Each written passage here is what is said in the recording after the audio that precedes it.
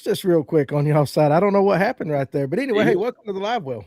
So glad you guys could join us tonight. We're getting thrown a loop on this other side here. I was up there where Tim was, and Ryan was where Kevin was, and now it's all different. It threw me for a loop. But hey, welcome.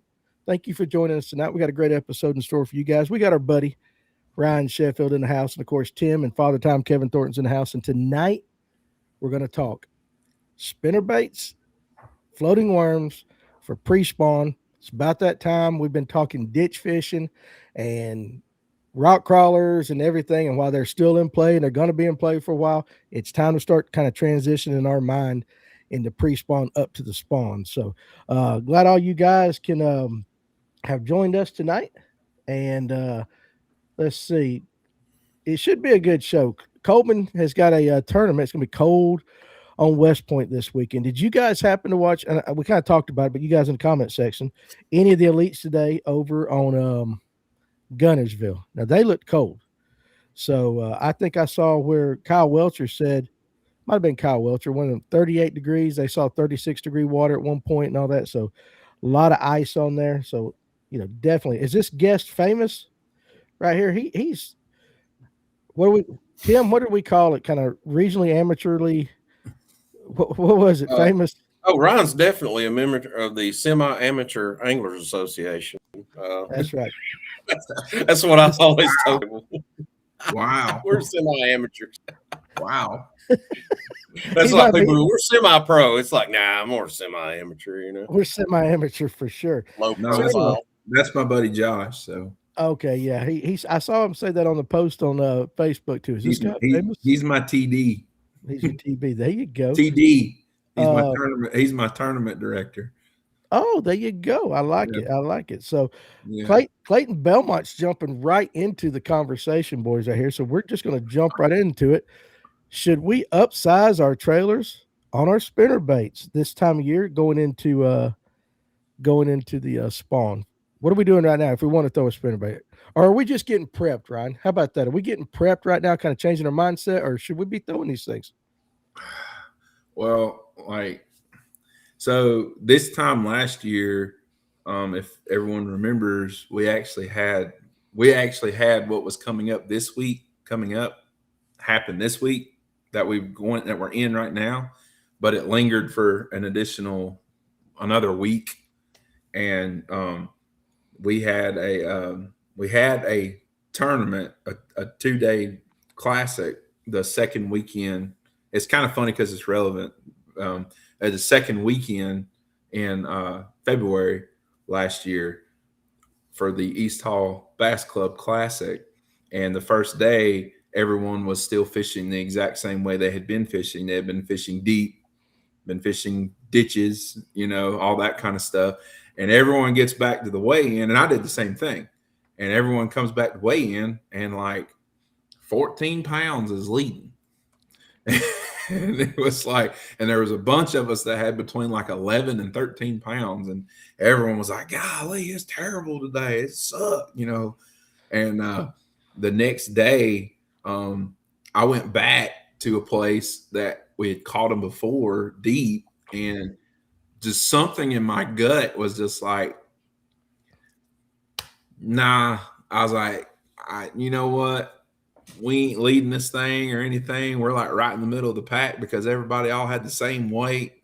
I put every single rod up and pulled out my spinnerbait rod and laid it on the deck. That was the only rod I had on the deck. And I ran up the river, up Chestatee Arm. And I fished and fished and fished. And I went about 2 hours without a bite. And then all of a sudden, I just kept throwing a spinnerbait. And then all of a sudden at 10:30, I catch one 3.5 pounds. And then I catch another one about 3 pounds. And then I catch another one that's about 1.5 pounds. And they were all out two different pockets that were right side by side. And I was kind of like, nah, that can't be a coincidence. So started running it a little bit more, and then ended up putting together a 16.5, almost 17-pound bag on the second day. And I caught every single one of them out of basically less than 5 foot of water between a spinnerbait and a jig, real shallow up around docks and blowdowns where they should be, pre-spawn. right. when they first pull up. So it's, you know, some people may say right now, well, you know, it's a little early, but, you know, is it though? Well, hey, listen, is it? So that's why you're here. You're supposed to tell us, is it too early? I think a lot more fish than people give credit for. I think you have that first major wave of fish that actually pull up to start thinking about spawning in the next like 4 to 6 weeks. Mm-hmm. I think that first wave that pulls up, I think they've done it so many times. I think they know what's coming, and it's just like nature, inherent nature. And also, too, here we are in February. If you pay attention, the days are going to keep creeping up, getting longer and longer. And I think it goes into more, you know, the length of days really starts to move fish. Me personally, Father Time, he's got a lot more experience than me on it, so he may be able to way more experiences than me. Many springs and winters have come. Many moons. But you know, I think length of day kind of starts triggering things quicker than I think people realize. So many people get so worried about water temperature, and water temperature does have a lot more than water. Yeah, exactly. But you know, there's residential fish too that live up shallow all year long, and I think people don't give them enough credit either. Yeah, you've got your transitional fish that are going to be out deep and move on up as the weather changes and temperatures start to rise, but you've got resident fish that live shallow year round. Yeah. No, I mean, I think those shallow fish, I think they're your first movers anyway. And when I say movers, I'm not saying they like pull up. I think they go to their first places. And so many of our highland reservoirs up here in North Georgia, Tennessee, you know, the arm going up in North Carolina, Northern Alabama, you know, they've got, a lot of them have two common things in common. Is they have, a lot of them all have a major river, at least one major river that feeds the lake, right? And then secondly, a lot of them are populated lakes. So you have a lot of boat docks on those lakes, and a lot of highland reservoirs are water generation things for electricity. So the lakes go up and down. Well, all those docks, a lot of those docks basically are all floating docks, and they all have black floats. Well, you get a couple of days like we're going to have coming up here Thursday in particular, where, I mean, I don't know about you three, but some of the weather apps are saying 70 on Thursday. You know, so you get a couple of days sustained like that. In the afternoons, midday to the afternoon, there's going to be fish that are going to get real close to those like floats, especially ones with the sun shining on them really good for a long period of time for multiple days in a row. The black floats hold heat overnight. They hold heat better overnight than wood does. So these fish are going to pull up and get snug right underneath those docks, and they're looking to feed. And they're looking, I mean, like I said, they're already starting to think about getting ready to do the deed, and they know they got to feed, and they've been feeding all winter, but they know they got to feed even more. So I got you. Well, go ahead. That water that's 5 feet or less is going to warm up much quicker than water out there in 20 to 25 feet. So they're the first to go up and spawn anyway, in my opinion. Okay. Those residential fish. Make sure we come back to Clayton's question, and when we get to talking about trailers and things like that, whether we upsize them and all that, because they were a lot of guys were commenting and everything. Eric's got a spinnerbait tied on all year. What was the water temp last time you guys were on the water? What was the water temp, Ryan?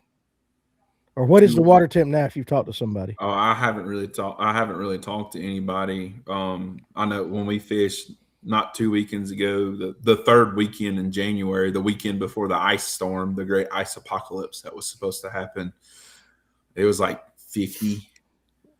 Yeah. So I've heard people say that it has dropped some here. But you're not going to see as dramatic of a water temperature change on a lake like Lanier like you do on Gunnersville, because Gunnersville is a lot shallower. So the air temperature affects a lake like Gunnersville a whole lot faster than it does a lake like Lanier that's deep. Right. You know, so because I mean, you've seen most of those guys fishing today. Most of those guys that were fishing, you know, I mean, I didn't hardly watch much of it, but I can pretty much assume that a bunch of those guys were kind of fishing grass, and they were really targeting that, you know, 8 to 10 foot range. Mm-hmm. And on Gunnersville, that's kind of deep, you know. Yes. So it's kind of deep on Gunnersville. Well, they were throwing a lot of rattle traps too, Danny. That's all they was throwing, rattle traps and jerk baits. Anytime I pulled it up, it's definitely the Trap Fest is on. And Ryan talking about that, a lot of the pockets and stuff in the back were froze over. Mm-hmm. Yeah. And a lot of, I know Gussie had a hell of a day, but the day before he was talking about on another podcast I was watching, they were talking about Gussie was trying to flip on some grass mats and it froze. Couldn't get it down in between it and all that. Let's see. It's more of a daylight. Jeff Brazil, our buddy out in Mississippi. Now, Ryan, you said ice apocalypse or whatever. That gentleman right there has been out of power for 12 days at his lake house. Bless his heart. Yeah, they got nailed out there. Ron says water temps are overblown. Daylight and fishing pressure will move fish too. Plus, like Father Time said, residential fish are always moving up and down. Cranking Yankees in the house. Our buddy Robert Blesky. Hey, getting that surgery, looking forward to the championship. He'll be fishing the NPFL championship, so I'm looking forward to that. And let's go. Fishy Nick. I feel like you hear a bunch of pros talking about fishing where bass are going to go or where they would be heading to. Makes sense to start pre-spawn techniques earlier than you should. Do you know, with that comment right there, Ryan, do you think sometimes guys actually are a little bit late? I know we're going to talk spinnerbaits and all that, but like pre-spawn in and of itself, because it's still cold as hell in February. We're like, oh, we'll get to it in March. Yeah. So like the earliest like spinnerbait bite for what I would say would be like a pre-spawn a fish. And when I say pre-spawn fish, she was in an area where you would be like, oh, that makes sense. Mm-hmm. The earliest bite I've ever had was like the 1st of February, and the water temperature was like 47 degrees, and she was in about 4 foot of water. Yeah. Okay. Well, and she bit a spinnerbait. That's what she bit. That's what she ate, was a spinnerbait. And so we'll get into the more specific spinnerbait questions too. I see yours, Farmer, right there as well. But Rob says boat ramps behind residential homes hold heat very well too. This is when they come into play, for sure. And since we're talking about like spawn and everything, old buddy Trip fishing, how much stock should you put in the moon phases? You know, as far as when they start moving up, I think it's more length of day. Wouldn't you think? I mean, I'm sure the moon phase has something to do with it. It is nature. I mean, I don't know about the other two guys, but I mean, I've seen fish like spawning like on the bed, and the full moon was like 2 weeks ago. You know, like, and this is like April or something like that. So, you know, I think the moon phase I think it plays a part in it, but I really think I think it's more length of day has more to do with it. Right. And I think too, probably one of the reasons why also too, you know, well, he was getting ready to drop some juice right there. Hold on a second. Let me pull him back up. Yep. I don't know what happened. You were getting ready to drop some really good juice, and the fishing gods went no. Yeah, no. Yeah. Everybody heard that, right?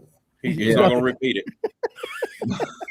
No, I think no, I can't remember where I was going now because that threw me off kilter. Moon phase. You were talking about moon phases. Oh, the moon phase. Yeah, the moon phase.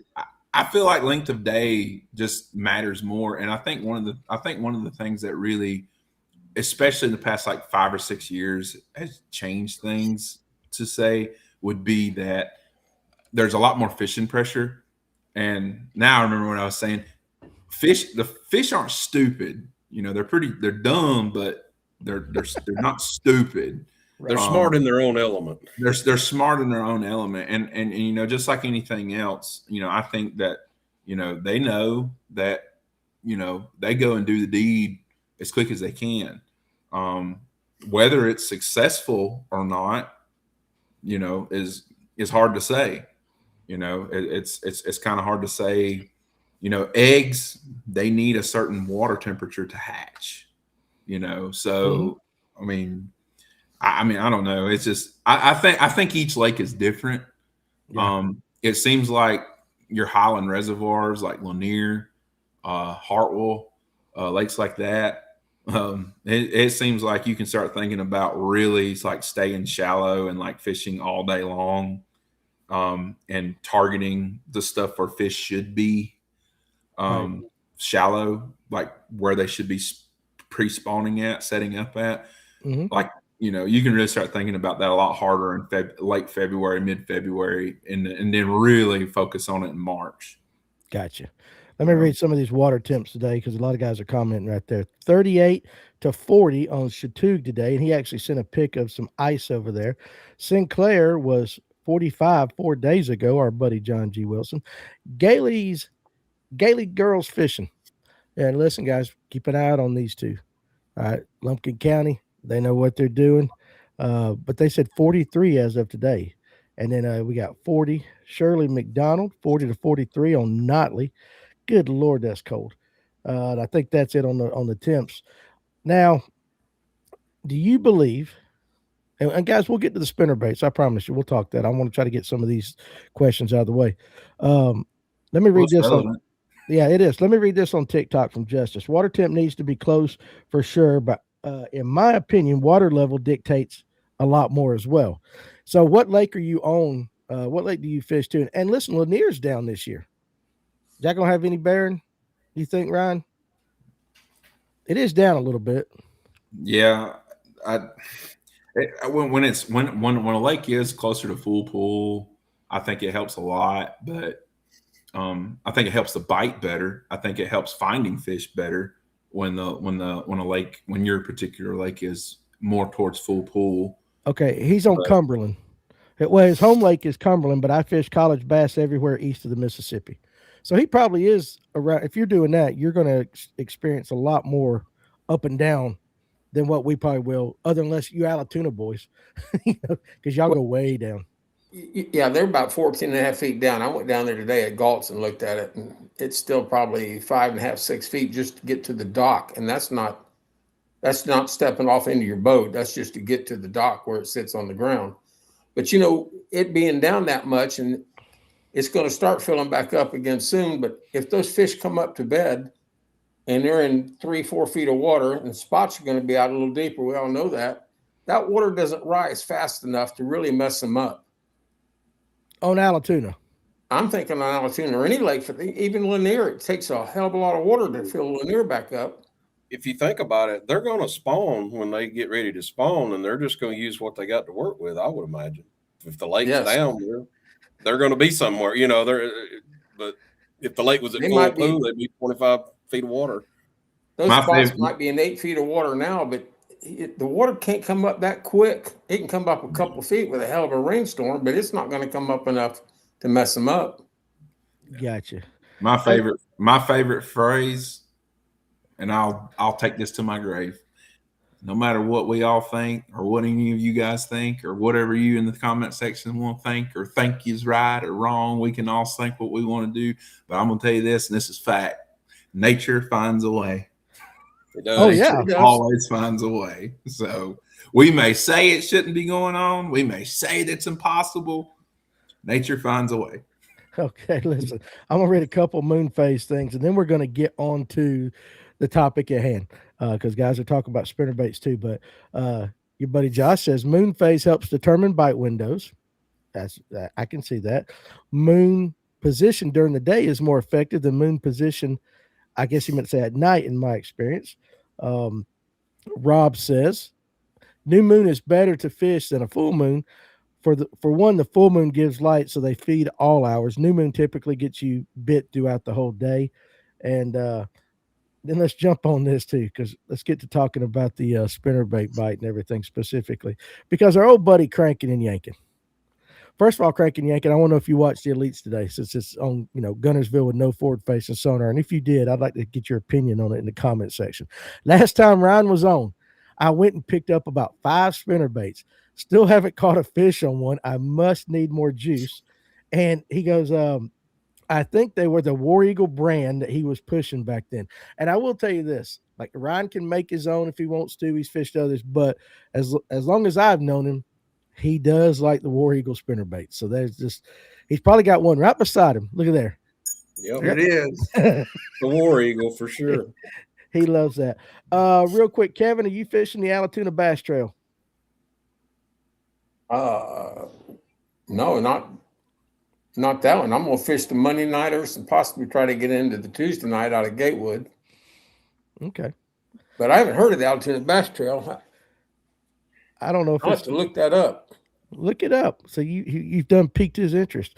All right, so let's get on the spinnerbait, Ryan, specifically. Because we've had a couple questions. One about Clayton had one about upsizing your trailer this time of year. And of course, Farmer says something about a trailer hook. And I know the answers to some of them, but let's go ahead. Let's just start with the basic right now. Basic spinnerbait technique for pre-spawn bass starting right now up until the spawn. And you may change it as it gets a little bit warmer here and there. But if you were going out tomorrow, cold as hell, and you're going to throw nothing but a spinnerbait, what are you targeting? How are you throwing it? Primarily going to be targeting towards the front mouths of pockets, like spawning pockets, really.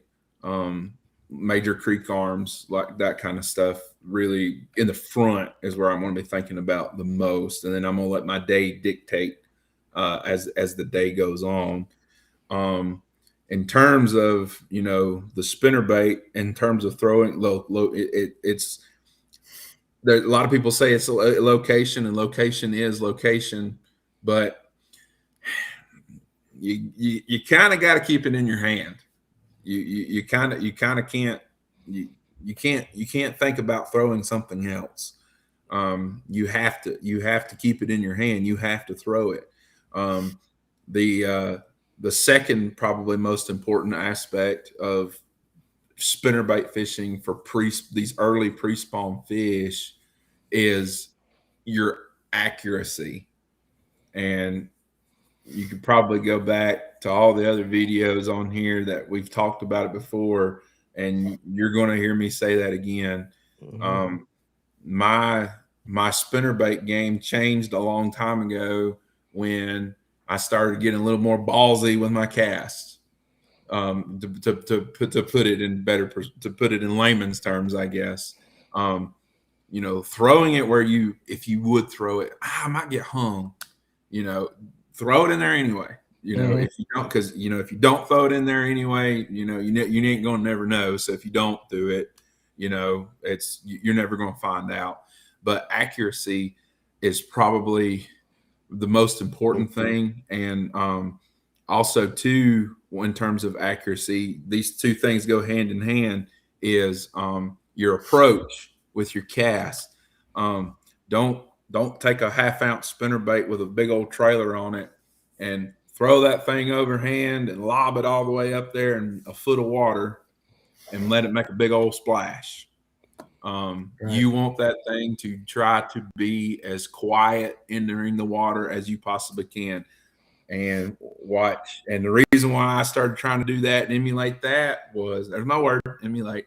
The reason I started doing it was because when I go back and I watch these older videos in the late 80s, early 90s of all these Bass Pro videos on YouTube, and you watch them throwing spinnerbaits in March or something like that, when you see the spinnerbait come out off the end of the rod and you see where it goes, when it lands in the water, it disappears. You can't even tell where it was. Mm-hmm. It doesn't make a big splash. It doesn't make a ton of noise. And a spinnerbait, they don't, some people say it looks like shad, ball of shad, whatnot. I think it's profile and the vibration flash is really what kicks it off.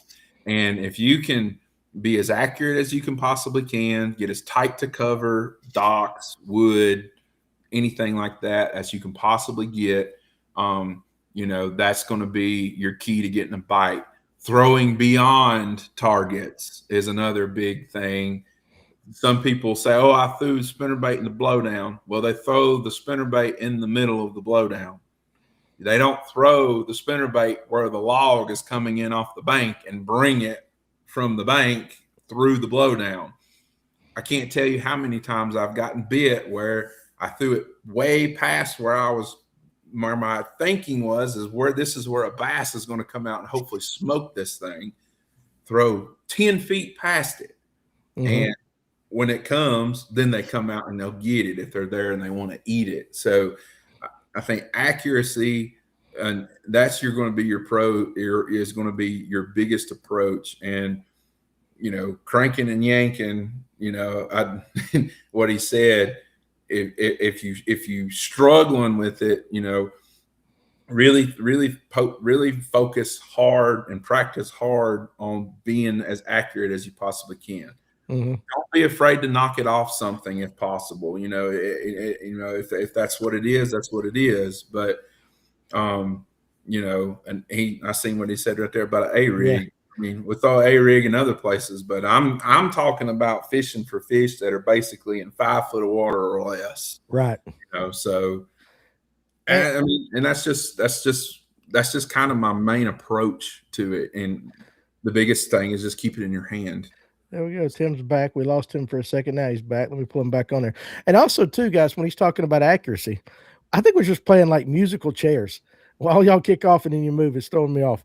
When it comes to accuracy, too, like if you've ever been with Ryan in Ryan's boat, which I have, and watching him work a dock, especially when he's talking about these black floats heating up and everything, he's not throwing 3 or 4 foot outside the dock and bringing it. I mean, his spinnerbait, when he gets it right, and correct me if I'm wrong, Ryan, but I've seen you do it, it's ticking almost the black float. I mean, it is coming. You can't get it no closer to the side of a dock without actually getting it under the dock. Fair enough? They don't. The one thing you've got to really get in your mind to do this and have some success with it is you've got to go ahead. The water temperatures are still cold. And, here in another couple of weeks, the water temperatures are still going to be hopefully rising up into the mid 50s, but that's still kind of cold. And a bass isn't going to chase something down that's 10 feet away from it. It's going to, if it's close to it, being that if one's suspended underneath the dock, if he's only got to move 1.5 feet to go grab it, you can't see him.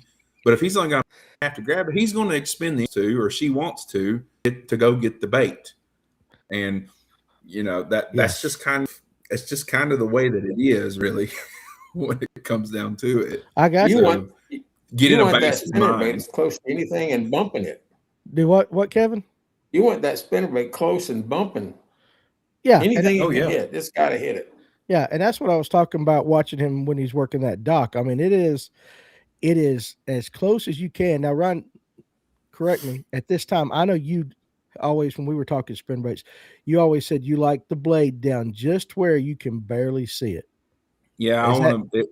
Yeah, in stained water, particularly, I kind of want to keep my retrieve to the point of where I can barely see the blades flashing.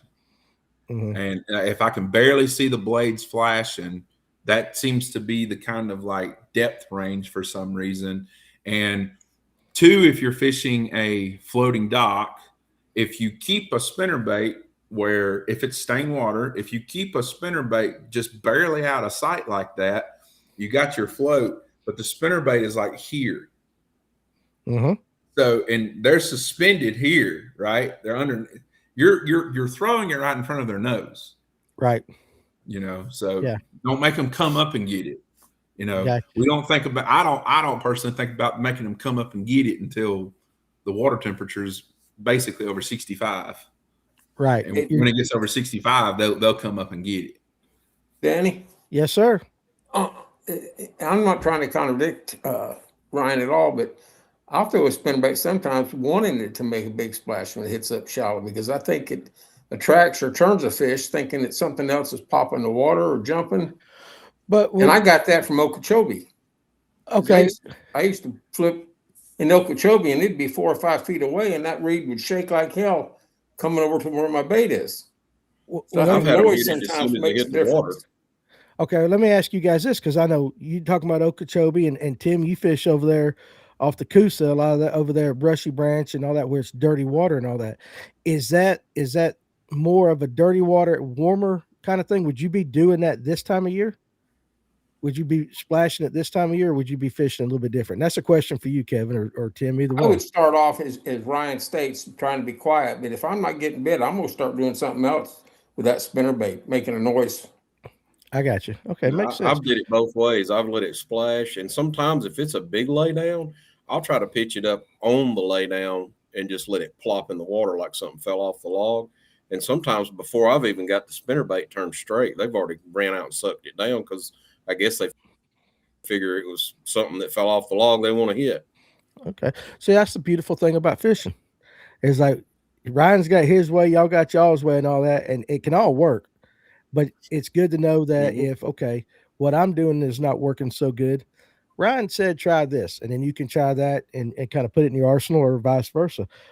Since we had a couple of questions, Ryan, about trailers and hooks and all that, I'm going to pull up Eric's question right here, and you can address all of that. What is your absolute favorite spinnerbait, the weight, the blade color, the trailer, and go ahead and address the trailer hook issue all right there. For this time of year, from now through basically the end of April, when I'm on those spinnerbait, I'm reaching for a War Eagle spinnerbait. I am, and it's in stained water. I'm gonna throw one that's chartreuse and white, like that one. Got a lot of chartreuse and white in it. And then for blade combination, I start with a brass on the top and a nickel on the bottom. And I throw the double willow more than I do anything. There are some certain situations where I have thrown a double Colorado like this one. This one's chartreuse and white too. That is a lot more dirtier water to where a willow, the double willow, I feel like I need some more pump or no more thump to get bit.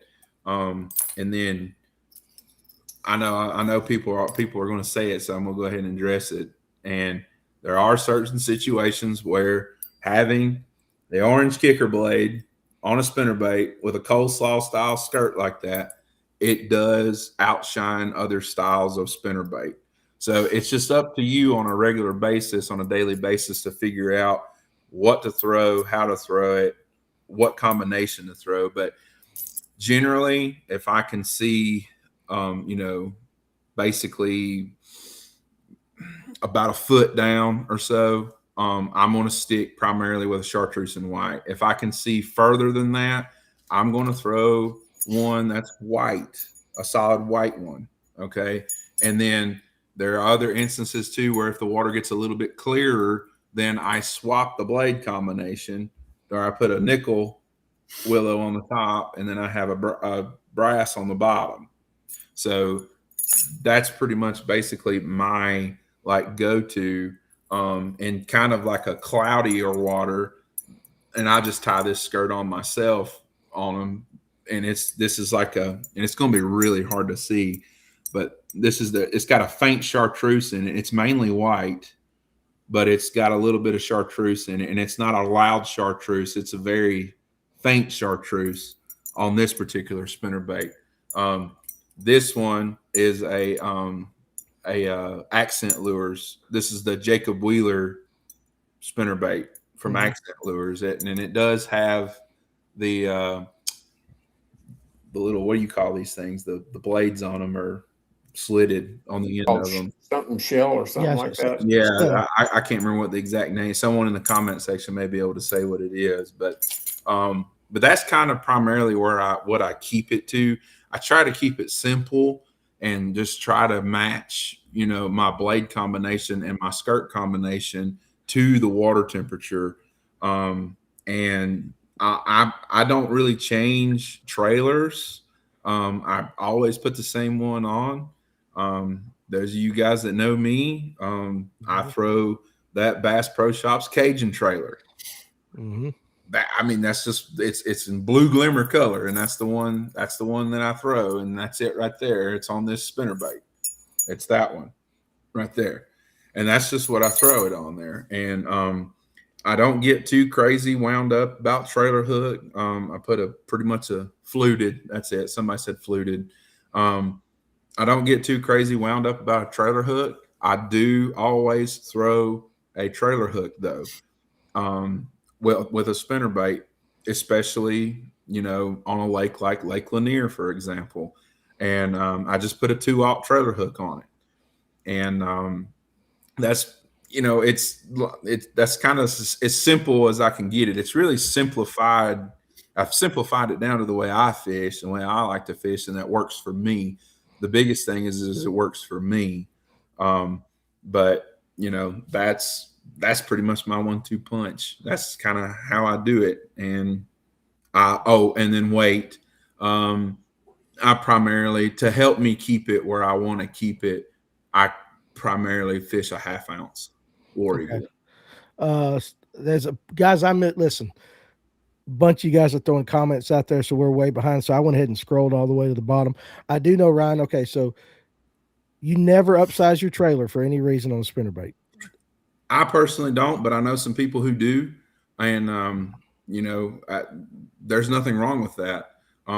Having a bigger, bulkier trailer, especially one that like swims, like a paddle tail threaded on, there's nothing wrong with that. But the thing about a paddle tail is it doesn't allow me to keep the spinnerbait where I want to keep it in the shallower water. Because with that extra lift, because you already got the lift with the blades, wanting to already bring the spinnerbait up with the blades. And then if you have a paddle tail back there swimming, it's also going to help provide extra lift, and it's going to keep it where I don't want to keep it. Okay. Matt Bryson on TikTok said that flutter down action of a spinnerbait falling is deadly. I think that's in response, Tim, to what you were saying. Let me ask you this. I noticed that on all the combos you had, you either had a nickel and a gold or brass or whatever. When would you ever use nickel? When do you go with that? Like a double willow nickel? Just in a lot clearer water. That's a clear water thing. Yeah. Okay. If I can see, 3 feet or beyond, I'm gonna throw one with double willow or the double nickel willow blades. Okay. So. And guys, again, if I missed your question, type it again. That was just so far behind. I saw the things that Ryan and them were reading. I'm like, I don't even see them on my screen. Do you make the blade combinations on the water, or do you have all tied available spinner baits and just swap the baits with the clip and all that? So you don't ever change any blade combos on the water. You just got that many spinner baits that you'll just pick up the one you need for a given situation. I like pre-make them. Like I pre-put them together the way that they are, and then like my boat, when you open up the lid on the main storage compartment, it's got a magnet and a foam sticker thing, and I just take the hook and bury it in there. And then if I get to a situation where I want to change blade combination or skirt combination, all I gotta do is step down the bottom of the boat, lift up the lid, put the other one on, tie it on, and go. Yeah, you don't use a clip. I've never seen you use a clip. No. I am anti clip. So listen, I knew that. It works for you. Anybody in the comment section or anybody watching this, works for you, great. But I am anti clip. I trust my knot before I trust a clip. So what about you, Kevin and Tim? You guys use a clip or y'all straight tie? No. I carry enough to retie. Yeah. Okay. I got you. Now, how deep do you fish willow leaf? Now, I will just say this, Patricia. Normally when I see him fishing, it's just down. You can barely see the flash of the blade. And what he tells me, and again, because I've been on the boat with him, he just wants to see that blade disappear. When that blade disappears, you're crossing its eyes or whatever you want to do at that point. Am I correct still, Ryan? Yeah. And that's one thing is the bite. And Kevin and Tim can probably back me up on this. This time of year, a spinnerbait bite, if you feel them get it and pull, nah, that ain't a good one. You want to throw a spinnerbait up there and oof. Damn, it feels funny. When it feels funny, it's a good one. It's because one's inhaled it. It's got it. You won't, if you've thrown like a real sensitive rod, like I throw one on, and a shorter rod, that's really sensitive with fluorocarbon line, you can feel the little slight tick. If you feel a slight feel little the tick, blade thumping, when that blade stops, they ate it. Yeah, but if you throw a spinnerbait by a dock or something like that, and all of a sudden you feel woo, woo, like that, and you set the hook, most of the time, no, I'm not going to say all the time, but I'm going to say most of the time, it's about 12 inches long. Yeah, I've heard him say that 100 times. Well, I mean, that's because that's because the majority of the bigger fish I catch this time of year on spinnerbaits, like you don't even know it's there. Right. You don't even have any idea it's there. Sometimes you don't even see it. And if you keep the blades where I'm describing how to keep them, that's why your eyes. That's why these are your most important. Your most important tool is your eyes. I've seen some, get it, and when I've seen them get it, and I don't know how the hell they got it, and how the hell they didn't jerk the rod out of my hand. Right. But I've seen the spinnerbait coming, and all of a sudden the blades go, and you're like, and you set the hook, and you're like, I didn't even feel it do anything, Right. So it. Speaking of which, because there was a question earlier, and you kind of brought it up there. Number one, I'm pretty sure I know this. You throw it on a bait caster exclusively. I don't think you ever throw a spinnerbait on a spinning reel, correct? I don't. No. Okay. All right. So go ahead. You just mentioned the sensitivity and all that. Give me your setup. It's a custom made rod. It's 6'10", medium heavy with a fast tip. So the tip has some flex to it, but then it's pretty stiff coming up. When I built the rod, the guy who built the rod for me, I actually went and marked it on the blank where I wanted him to cut each end, and that's where he cut it, and that's where he built the rod. And then I just throw it on a it's just a 7 1-to-1 gear ratio reel, and 17 pound. I only throw it pretty much on 17 pound fluorocarbon, whatever it's called, sunline. See, I like it, but I will tell you this, guys, if you're ever on a boat with Ryan, because he's a very big individual, I'm glad he took a couple inches off that rod, because them damn things fly by your face. I don't know how many times I've heard it. I've been fishing with him. It's like, shoo, it scares me, but he never hit me. Flutter by. He never hit me, but it is kind of scary. How about this one right here? Is there ever a time to throw a dark spinnerbait outside of the summer? Outside of the summer, this time of year up to the spawn. That's just your personal preference, if you want to. I know bluegill patterns get real popular, but just that's whatever. Don't ever see whatever you're confident green, black, blue. Yeah, I mean, just nobody fishes that, except at night. Let me back up. But at night in the summer, you're right, Danny. Yeah, all you see are the whites, the chartreuse whites, all chartreuse on some lakes. And then you got your glimmer blue skirts and so forth. Yeah, it's pretty standard, right? I mean, there's not a ton of difference between the white chartreuse. Well, it's like right there. They're trying to imitate shad or bluegill, so they're going to stay with those colors. I got you. I believe it. Ryan, do you scope? I have had a lot of success running a spinnerbait over deeper brush. Do you fish it this way, or are you generally always on shallow cover? Now, Ryan is one of the guys that does, when we talk largemouth bass on Lake Lanier, lots of times Ryan's the guy that's on. Try to be. Yeah, right. So generally, I don't know if you do that, Ryan, but I know you spend a lot of time shallow or stuff like that, because you're targeting largemouth. If you catch a spot, great, but you're targeting largemouth. Yes. Yeah. I mean, I'd rather this time of year. I mean, that's what I'd rather do. Well, I mean, most of the year, that's what I'd rather do anyway. But I'm never going to not shake a stick at spots, especially on a lake like Lanier, but or Chateau, where they get big too. But I'm not going to go out there and live scope. I think a comment was made 20 something minutes ago. I'm not really concerning myself with fishing, like the brush piles, scoping for this time of year.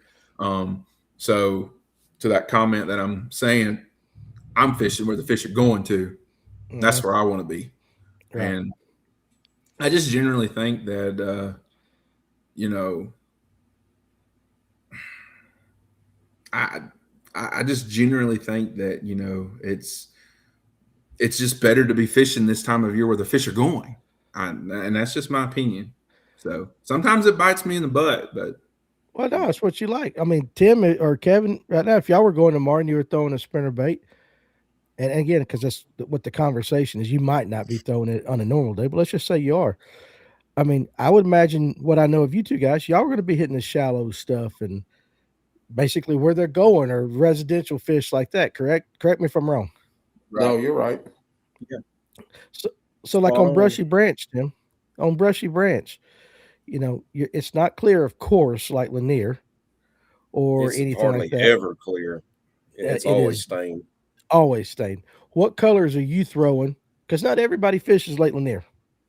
A lot of guys get in some stained water and all that. So what colors are you throwing right now if you were going tomorrow? If you get into a swamp like that, bluegill colors work really good. So you would throw it.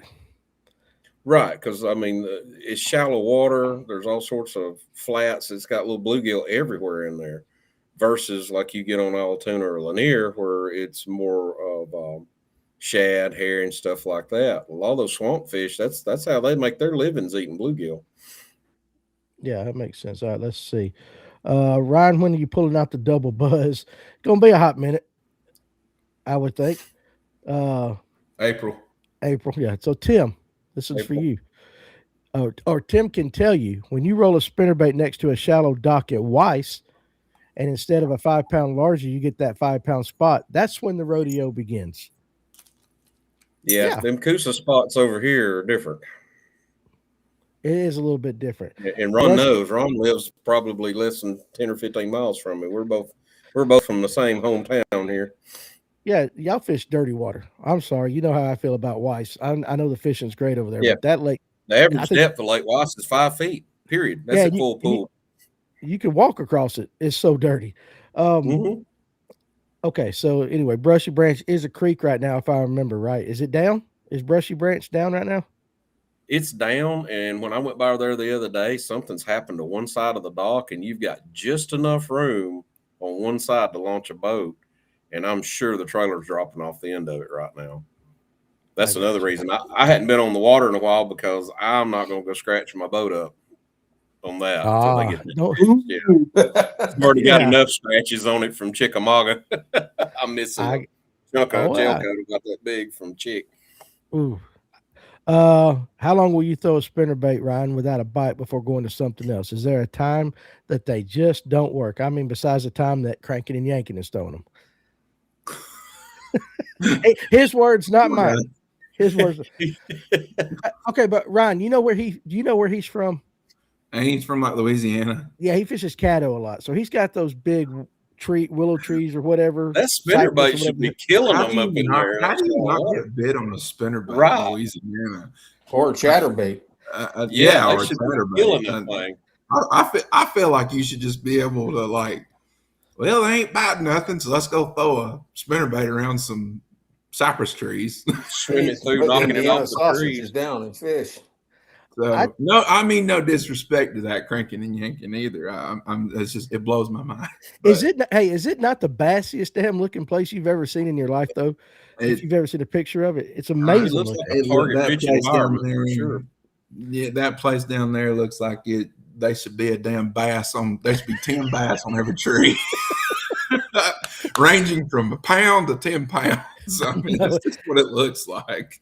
It's like if you go to heaven and you want a bass lake where cranking and yanking fishes, to me, that would be like, yeah, okay, Lord, I get it. That's pretty good. To throw, staring at a vast cypress flat with a bunch of, it'd be like, where do you throw? Everywhere, Tim. Everywhere. Just fan cast. That's exactly what it would be. But in all honesty, his question. Yeah. I'll throw it for a long time. I'll throw it for hours. And because I mean, you just never know this time of year.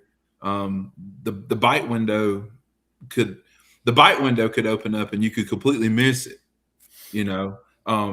I mean, I've seen times where, I've caught a limit. I've had nothing, and I've caught for Josh Good, since he keeps throwing him there, I've caught an 11 pound, 40.47 ounce limit in like 2 pockets, so, but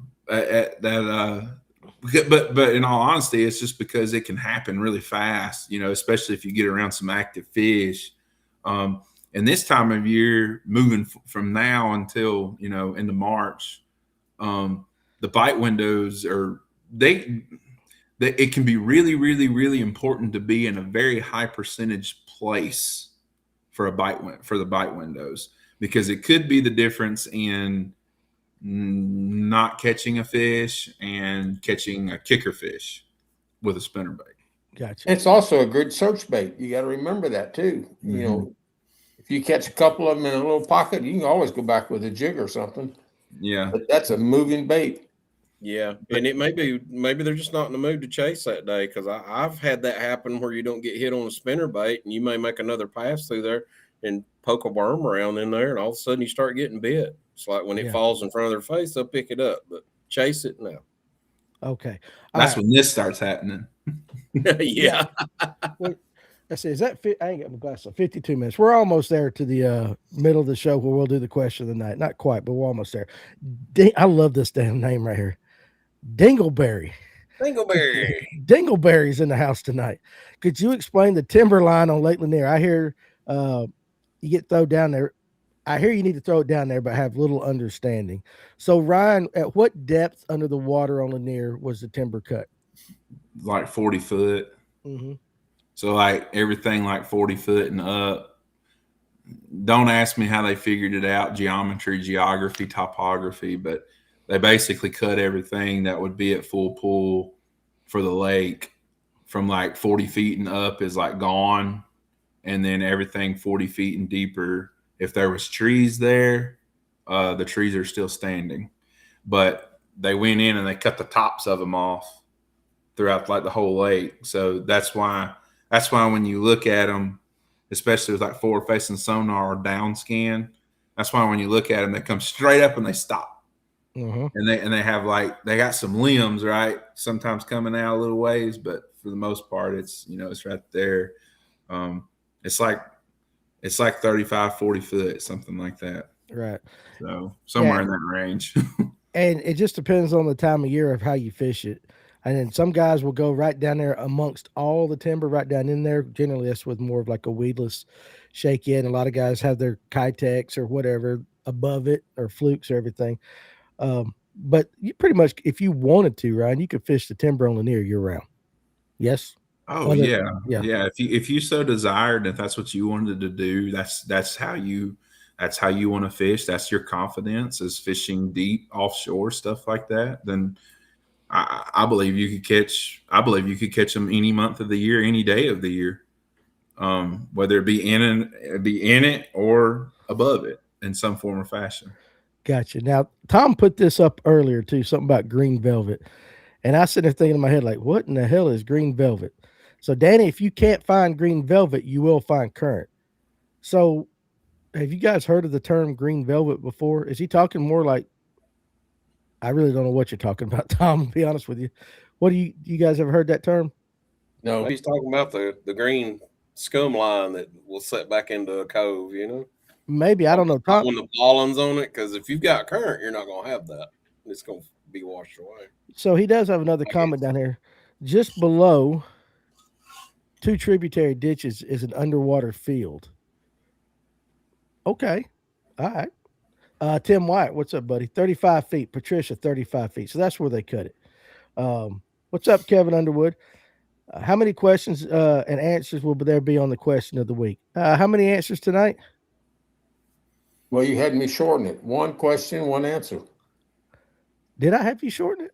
Last week you cut it in half, so I did it for you this week. Let's go ahead and do it. Let's go ahead and do that. And let me preface this before you say that. Let me preface this by saying to everybody, wait a minute, don't get no answers. That he acted like, oh, Danny and Ryan should know the answer to this question. And me and Danny were like, huh? So go ahead.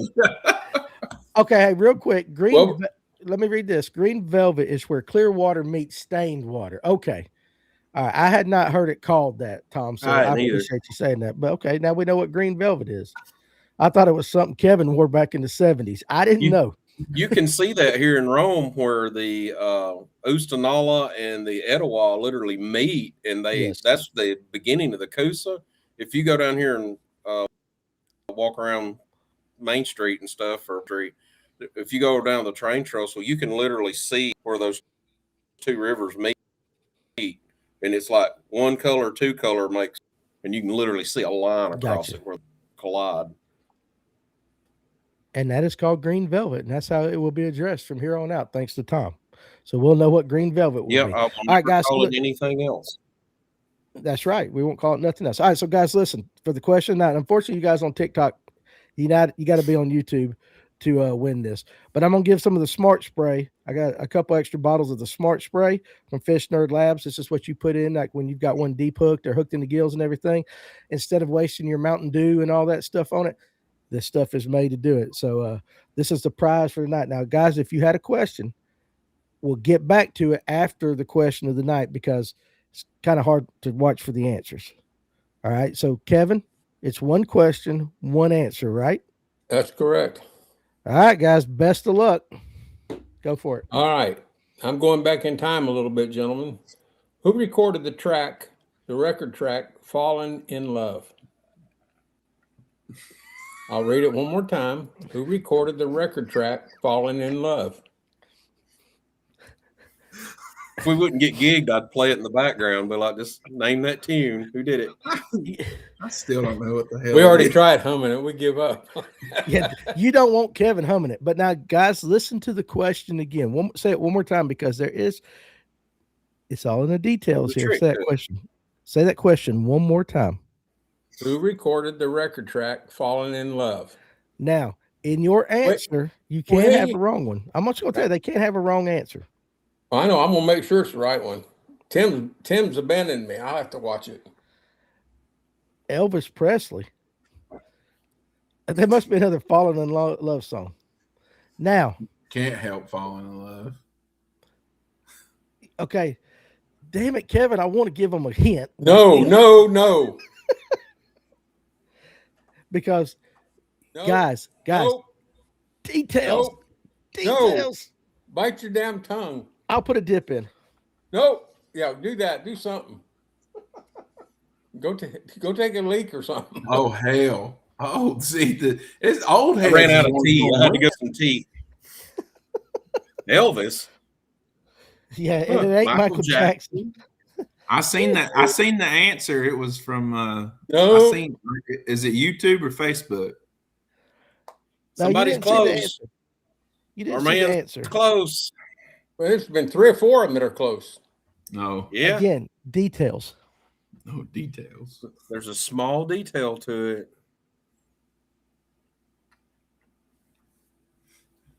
Now y'all are giving clues. I ain't giving no clue. Details. That's a damn clue. Can I give him a clue? No. I can't scroll the comments on here. I have to watch it on YouTube to be able to scroll back and forth. But I'm just saying a lot of you guys are close. They are dancing all around it. Details. Guys, if you ever known Kevin to give you a question where the answer was just straight up front, there's a detail. Here we go. There's a detail. He's gonna beat my ass. He tries to Google proof it. They're all Googling it, going, yeah, that's who recorded the album. It's who released it. Who recorded the record track Fallen in Love? Now, don't bite your tongue.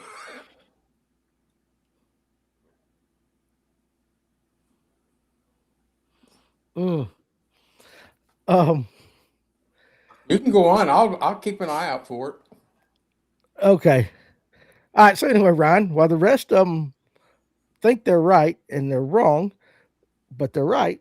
Let's go ahead and let's transition into a floating worm a little bit. We'll get back on some of the yeah, the second half of this show's floating worm, isn't it? when Ryan regains his composure. I ought to just give it to Doc Holliday. Going as deep as like it makes no difference if I have one question, one answer, or one question, 10 answers. They still struggle. Doc Holliday's just throwing a Van Halen out there, hoping for at least a pity win. I ought to just give it to him because he's, at least he put the best band ever. I will buy the spray. But Clayton, y'all are so close, you just don't know. That's the thing. Is like y'all are stomping the hell out of this answer, but you're just close. I don't even know what it is. I do. And Kevin won't let me say this. But I'm going to quit telling you beforehand. Here's your answer, but y'all can't read it. So you do need to quit telling me the answer beforehand because I want to help these guys out. I feel sorry for people. I got a giving heart, and I want to give them the answer. Give them some of that. Look right here. Give them some of that smart spray, and maybe they'll get it. Smart spray.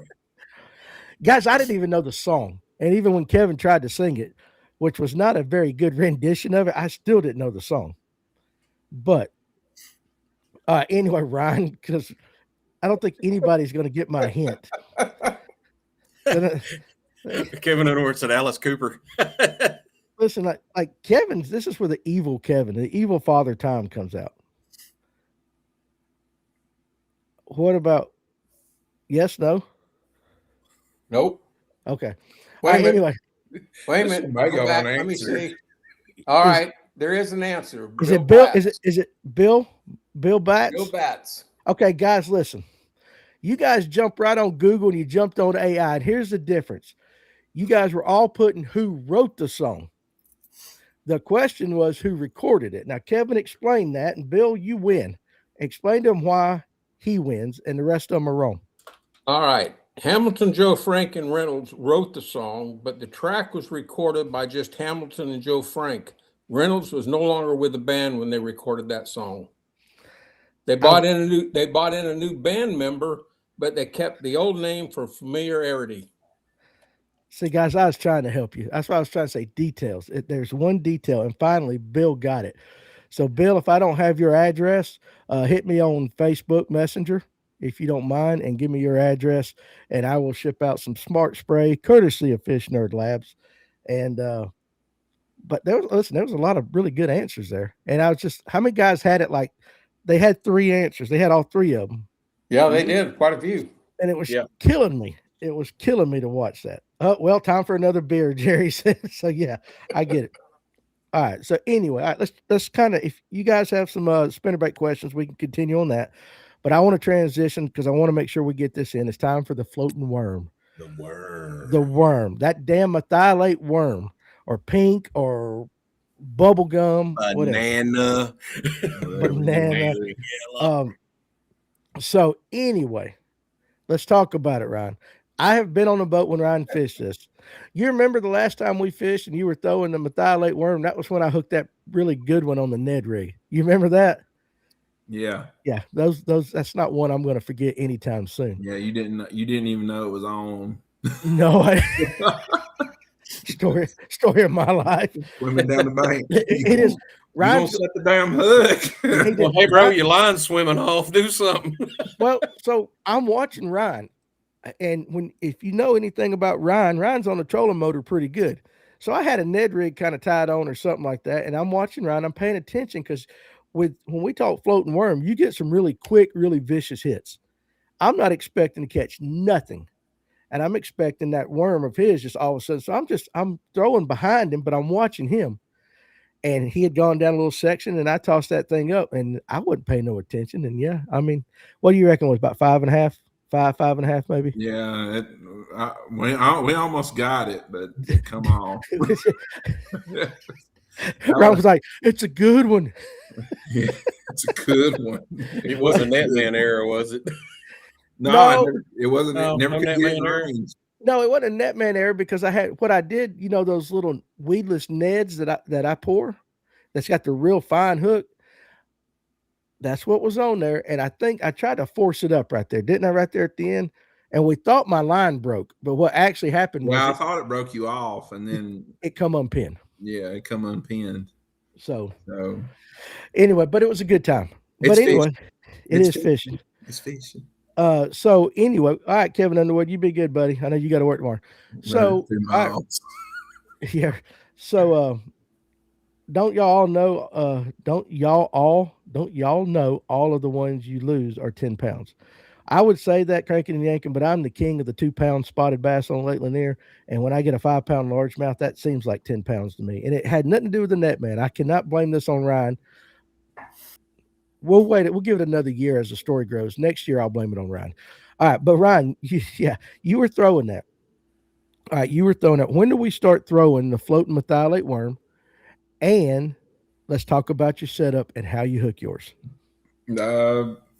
I really start throwing it more when like I start getting spinnerbait bites in locations where like, probably a bed there.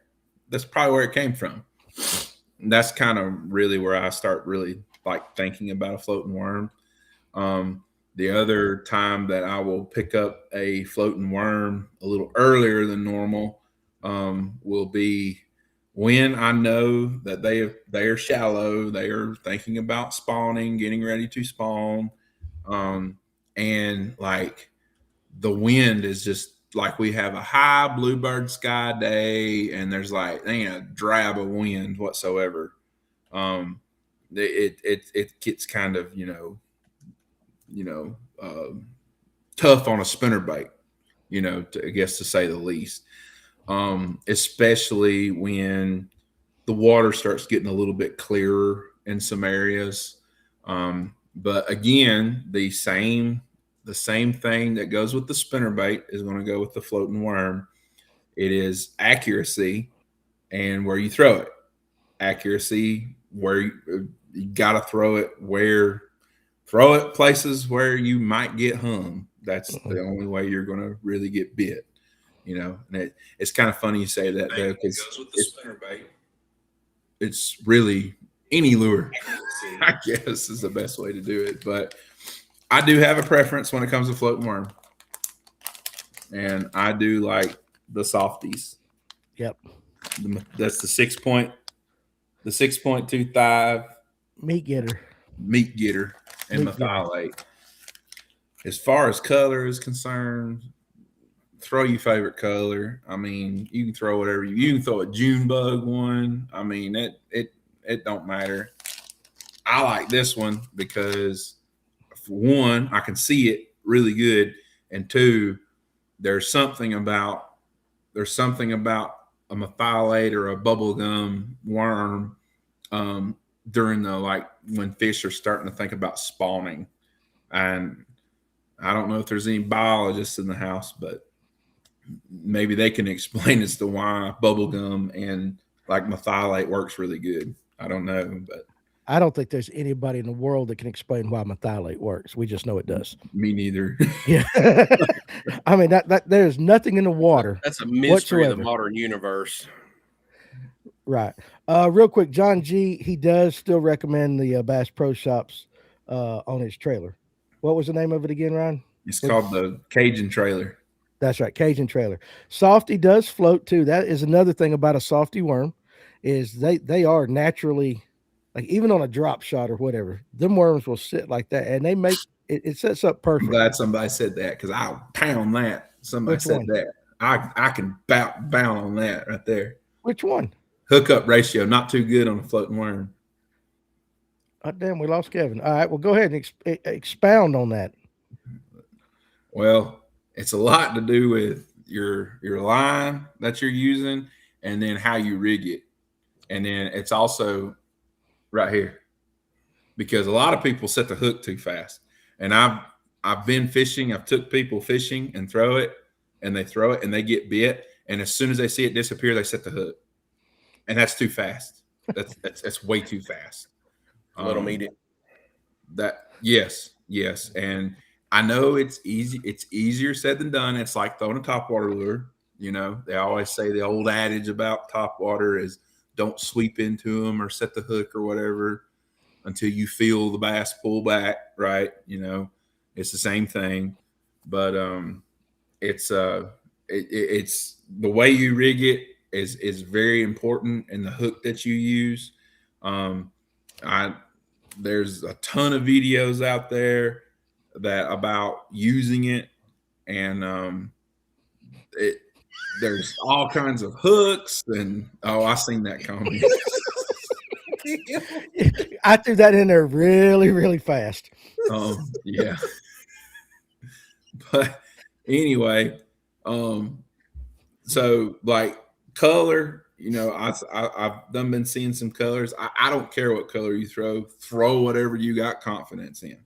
That's most important. If you like lime, if you lime truce or whatever, it don't matter. Throw the one that you like the most. That's first set. That's the first key. So a lot of people throw a floating worm on a spinning outfit, and I don't throw one on a spinning outfit. So I throw it on casting gear, and I throw it on big line, and I've rigged up a thing. This is pretty much the exact same way that I rig it up. Is the exact thing. So we got our rod coming up. I throw it on like a that's like a 6:4 gear ratio reel, and I throw a 7-foot medium heavy rod that's kind of got a little bit of a soft tip, but still has some backbone, because it's not a big jig or anything, or a big old piece of plastic where you've really got to have a heavier rod to really, like, you know, get it into them. But, you know, something like your jig rod, like something, or, you know, something along the Texas rig rod, something along those lines, is pretty decent rod to throw it on. I throw it on a 15-pound CXX P line. That's what I throw it on. And that is my main line. And then that is my leader line right here. This is 15 pound. All right. It's got stretch. Okay. It does stretch. It also, too, within the name, is floating. Monofilament copolymer, doesn't sink as fast as fluorocarbon. Okay. I also, too, think that the monofilament helps with your hook sets and actually getting a hook in those fish, because it allows them to really get the worm better. So leading all the way down, this is about I don't know, 10 to 12 inch leader, somewhere around in there. That's about how long this leader is, and that's about typically where I keep it. And then, of course, I prefer the Softies. Zoom. There's a bunch of different worm companies, but I prefer the Softies because they do float. So the worm itself, it's a trick worm. You know, it's the meat getter from Softies, what they call it. But it's a trick worm. So let me get in some good position here. So here's the worm. This is the fat end. So if you were rigging it like on a shaky head or a Texas rig, there's your tail end, right? You know, this is the fatter end. This is the tail end.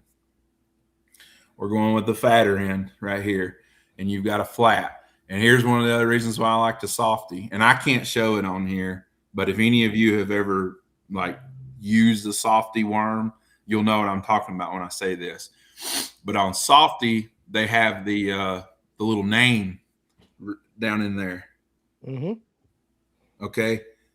Right above where the Y is on Softy, that's where I start my hook point. Okay. This is a 5/0, and make sure you're paying attention to this, because I've tried other hooks and it doesn't work as good. It doesn't keep the worm as good as you would think. So it's kind of important. It really is. This is a 5/0 Gamakatsu, and it is the offset shank, and then make sure it says RB on it, on the end of it, which is round bend. We have a round bend, as you can see right there. All right, that helps with the placement for what I'm about to show you here in a second on rigging this thing. So we got the worm. We found our softy name right in here.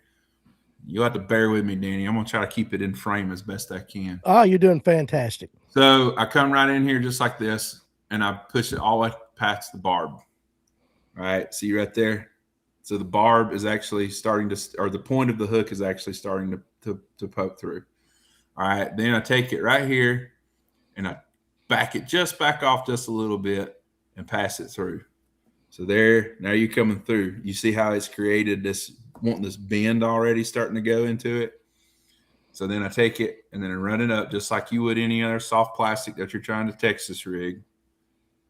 So then you just come all the way up here and you push it right up here. And this is where the round bend, this is your next step. And this is why I personally feel that the round bend is where it's most important for actually keeping this thing rigged up, because I'll actually skip this bait underneath docks too. And having it with this hook will actually help keep the worm intact and still have the profile. So we're there. All right. You can see kind of right there. Yeah. And you did not go through the worm. Do not go through the worm. I never pass through this side right here. Mm-hmm. Never pass through. You get all the way to that point and then you kind of back it back and then you come back through. And I can rig it again maybe in a better frame. That's so good. Then you push it through just like this, and there it is through there. Now, the key important thing is then when we're going to, and I'm just going to have to rig this thing because I can't really show it in the camera as good. But you're going to come in here just like you would any other piece of plastic. You're going to try to pretend you're going to keep it as straight as possible, right? The only difference is what you're wanting to do is instead of going straight in the middle of the plastic, what you're actually going to do is you're going to find the side that it wants to lay on. All right. So it's wanting this particular way it is it's actually wanting to lay on this side. Okay. So then I'm going to come in right here, right to the side of that flat, and I'm going to bend it back just like you would a Texas rig and poke it through just like so. All right.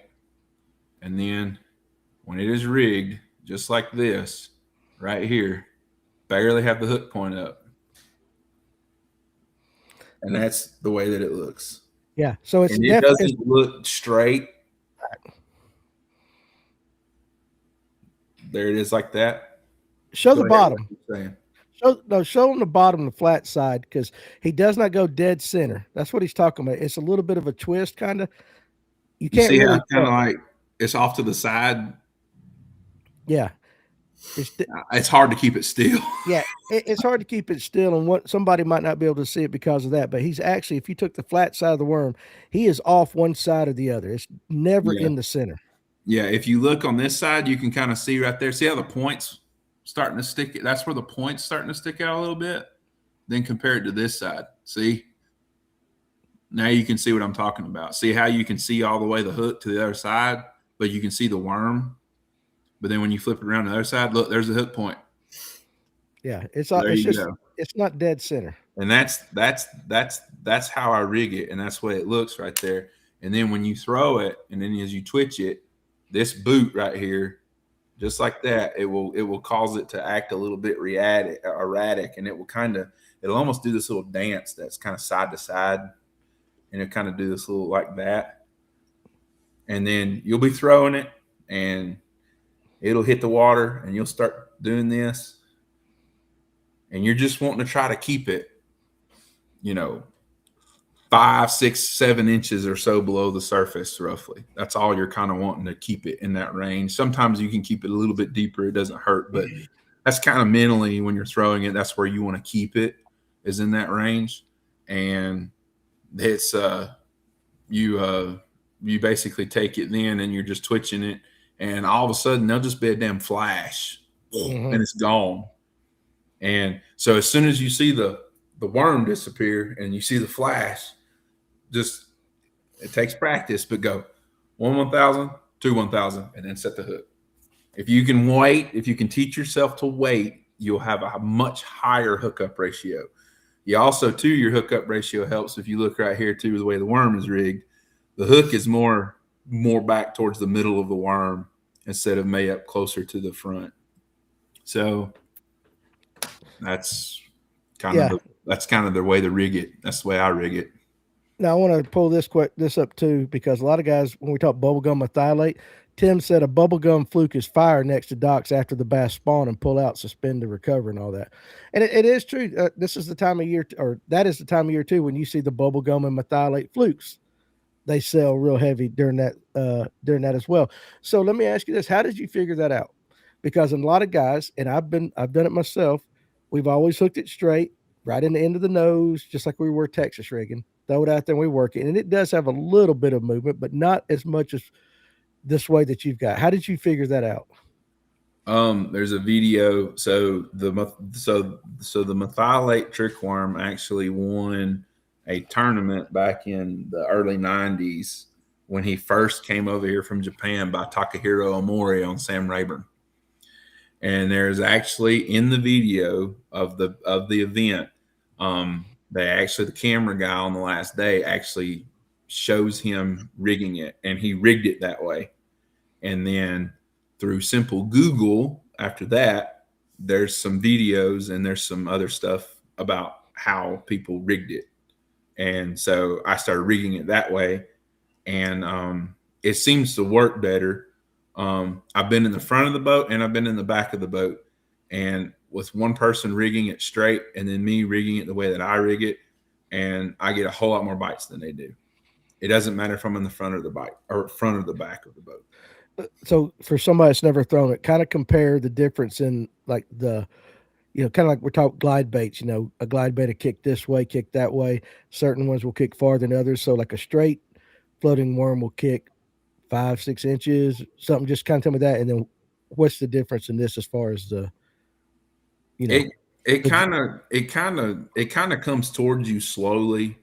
And having the swivel on the front not only helps me cast it, and this is kind of a bigger swivel, but having the swivel on the front helps you cast it on a casting setup, but then also too, it kind of helps because as you twitch it, the swivel kind of rises up, and then as the swivel goes back down, because it's a piece of metal, obviously, so it's going to sink. It wants to sink. It kind of helps it. It's kind of going up and down and up and down and up and down, and then having the mono, because the swivel is so light, kind of the best way to describe it. It doesn't come straight up and then come straight back down like a rock. It kind of comes up, and then as the mono wants to keep it up a little bit, it kind of and then it falls, if that makes sense. No, it does. And let me ask you this. This is for me. Could you not do the same thing with the fluke this time of year? Or is there a reason why we do it with the worm and not a fluke style bait? I mean, there's nothing wrong with a fluke. I mean, if I was going to fish a primarily spotted bass lake, and the fish were a little bit deeper, I feel like a fluke this time of year kind of has a little bit more drawing power. But I feel like you don't get bit as much on a fluke until it starts getting a little bit warmer. Mm-hmm. The reason why is because, and this is just me, I feel like they haven't seen that like in a year. Right. Yes. It's the last time you come by. Right. So it's something a little bit different, it looks different for a little while, but when you get one that's like making a bed or is in the process of hanging around a bed or something, and they haven't actually done the deed yet, you throw this over their bed, and you may not be able to physically see the bed, but you throw this over their bed or near close to their bed, and it stays there too long. Bass don't have hands, they ain't got pockets, so all they're going to do is eat it. They ain't got nothing else to do with it, so they grab it, and right. They're grabbing it to kill it. You know, they're not grabbing. I don't think they grab a floating worm, whether it's bubble gum or methylate or banana seed or whatever. I don't think they grab it, but I'm hungry. I think it's more like a predatory. I think you're triggering their predatory instincts of defense. And they're like, I get this crap out of here. And they eat it. And they just swallow it. So okay. Knowing that, Tim, Kevin, do you throw the floating worm any at all? And if so, do you rig it similar or work it similar, or are there differences in how you guys do it? Tim? I do throw it. I haven't tried rigging it like that, but I'm going to. Okay, there you go. I have not thrown it in 10 years, and I didn't rig it like that, but I rigged it traditional, as he would call it, and just put a little bend in the worm before I hooked it back in so that it would dart through the water as well. But I haven't thrown one in 10 years. Now I like this rigging technique he just showed us. I might try that again. I think the boot, I think the little boot, I can see the way it causes resistance. What amazed me was, and I was going to ask him about this, you're throwing it on a bait caster. How are you skipping that thing?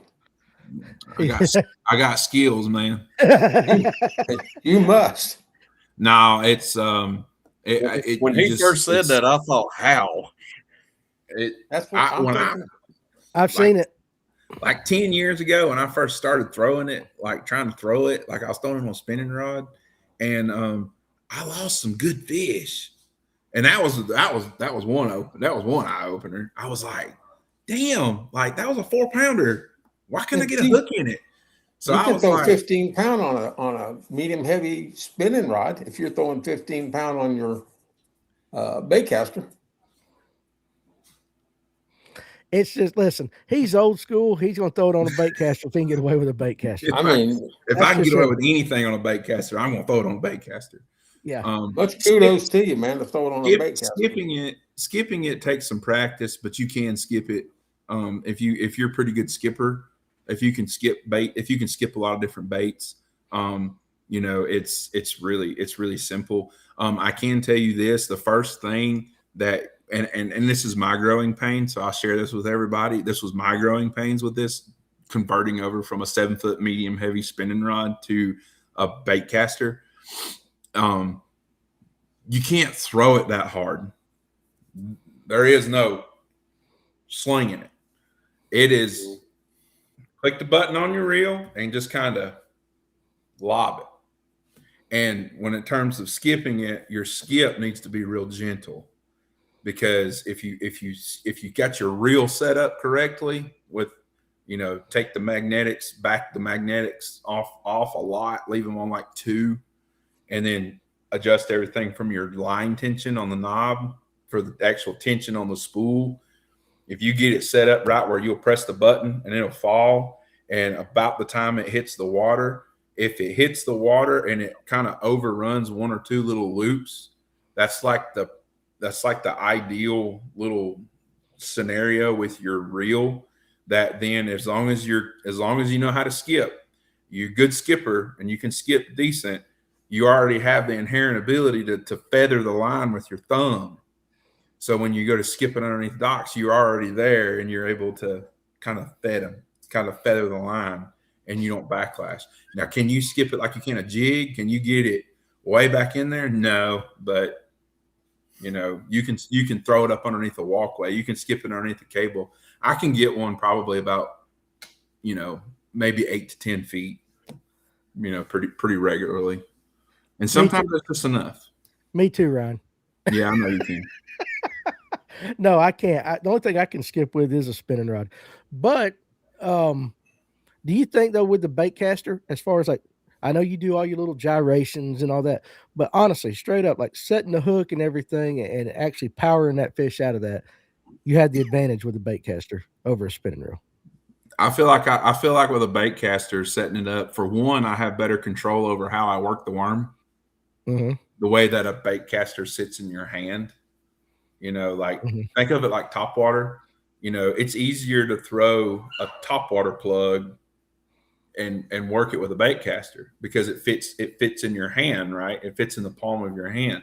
Well, you're almost like now I guess I probably should say this. Now, the action that you impart into the floating worm isn't this, it's not a jerk bait. It's not a fluke. Yeah. It's not like action you put on a fluke. It is very subtle. It is a very, you want the tip of the rod to just move enough, because I want it to only move a little bit. I want it to dance, and I want it to do this, and I want it to only move a little ways. The other thing too is, like, when I'm doing this, I'm covering a lot of water with it. Now you're going to think, how in the hell do you cover a lot of water with this thing? I throw it up there where I think there's one going to be around my target. I work it for, 10, 15 seconds, reel it back in, and I'm throwing somewhere else. I don't work it all the way back to the boat. Right. Generally, and this is definitely not the law, my experience generally on this floating worm, where you throw it, typically it's you throw it, it lands, you let it sink for about a couple seconds, and then you start slowly doing it. Typically after about the 5th twitch, if one ain't already on it, there typically isn't one there. Mm-hmm. They'll bite it pretty quick. They will bite it pretty quick. It's very similar to how I work a weightless wacky. I mean, I throw it up on the bank, and generally that strike zone is the first 10 foot off the bank. And if you ain't got it by then, I'm reeling it back and throwing it.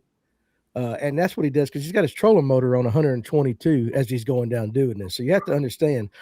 Don't you even look at me like I'm lying, because your trolling motor is on 10. You and Farmer are the two fastest trolling motor fools I've ever been. Him and Farmer are both the same way on that.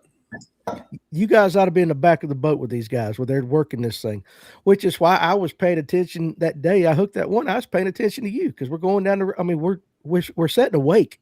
We're going so fast with that trolling motor and all that, but it is kind of interesting. Now, you said this is a later spawn, though. You could throw it now if you wanted to, but this is going to be late spawn or late pre-spawn into the spawn when you start bringing these out. For me, yeah. If I put the boat in the water, whether it be a tournament or just fishing, just fun fishing, whatever. If I put the boat in the water and I see like 59, almost 60, I'm gonna throw that. I will throw it. I will definitely throw it. Yeah. Kevin, Doc Holliday's put this on a couple of times. Are you fishing berries Saturday on Sinclair? I answered it once. No, I'm not. My partner also fell. My partner messed up his Achilles as well, and he's in a boot. Good Lord, y'all having problems with Achilles over in your area. I'm telling you. Now, Dane, I do work it deep. I do work it deep sometimes, but generally, if I'm throwing a weightless and I'm with somebody like Ryan, that's what I'm saying. Like, if I'm with somebody that's moving fast and I'm throwing it behind him or something like that, I'm not letting it sink all the way to the bottom. I'm looking for something suspended up under a dock, by a blowdown or something like that. Kind of same thing that he's doing. Now, Ryan, I have seen you throw this, like you got a blowdown coming across. You'll take a little more time and work that. I've seen you throw it and bring it through just the nasty part of it. Yeah, I will. I mean, because that's where I'm trying to get bit. That's sometimes these fish that'll bite that thing, you always hear all the time it's spawning fish, post-spawn fish, fry garters, stuff like that. But it actually works well beforehand.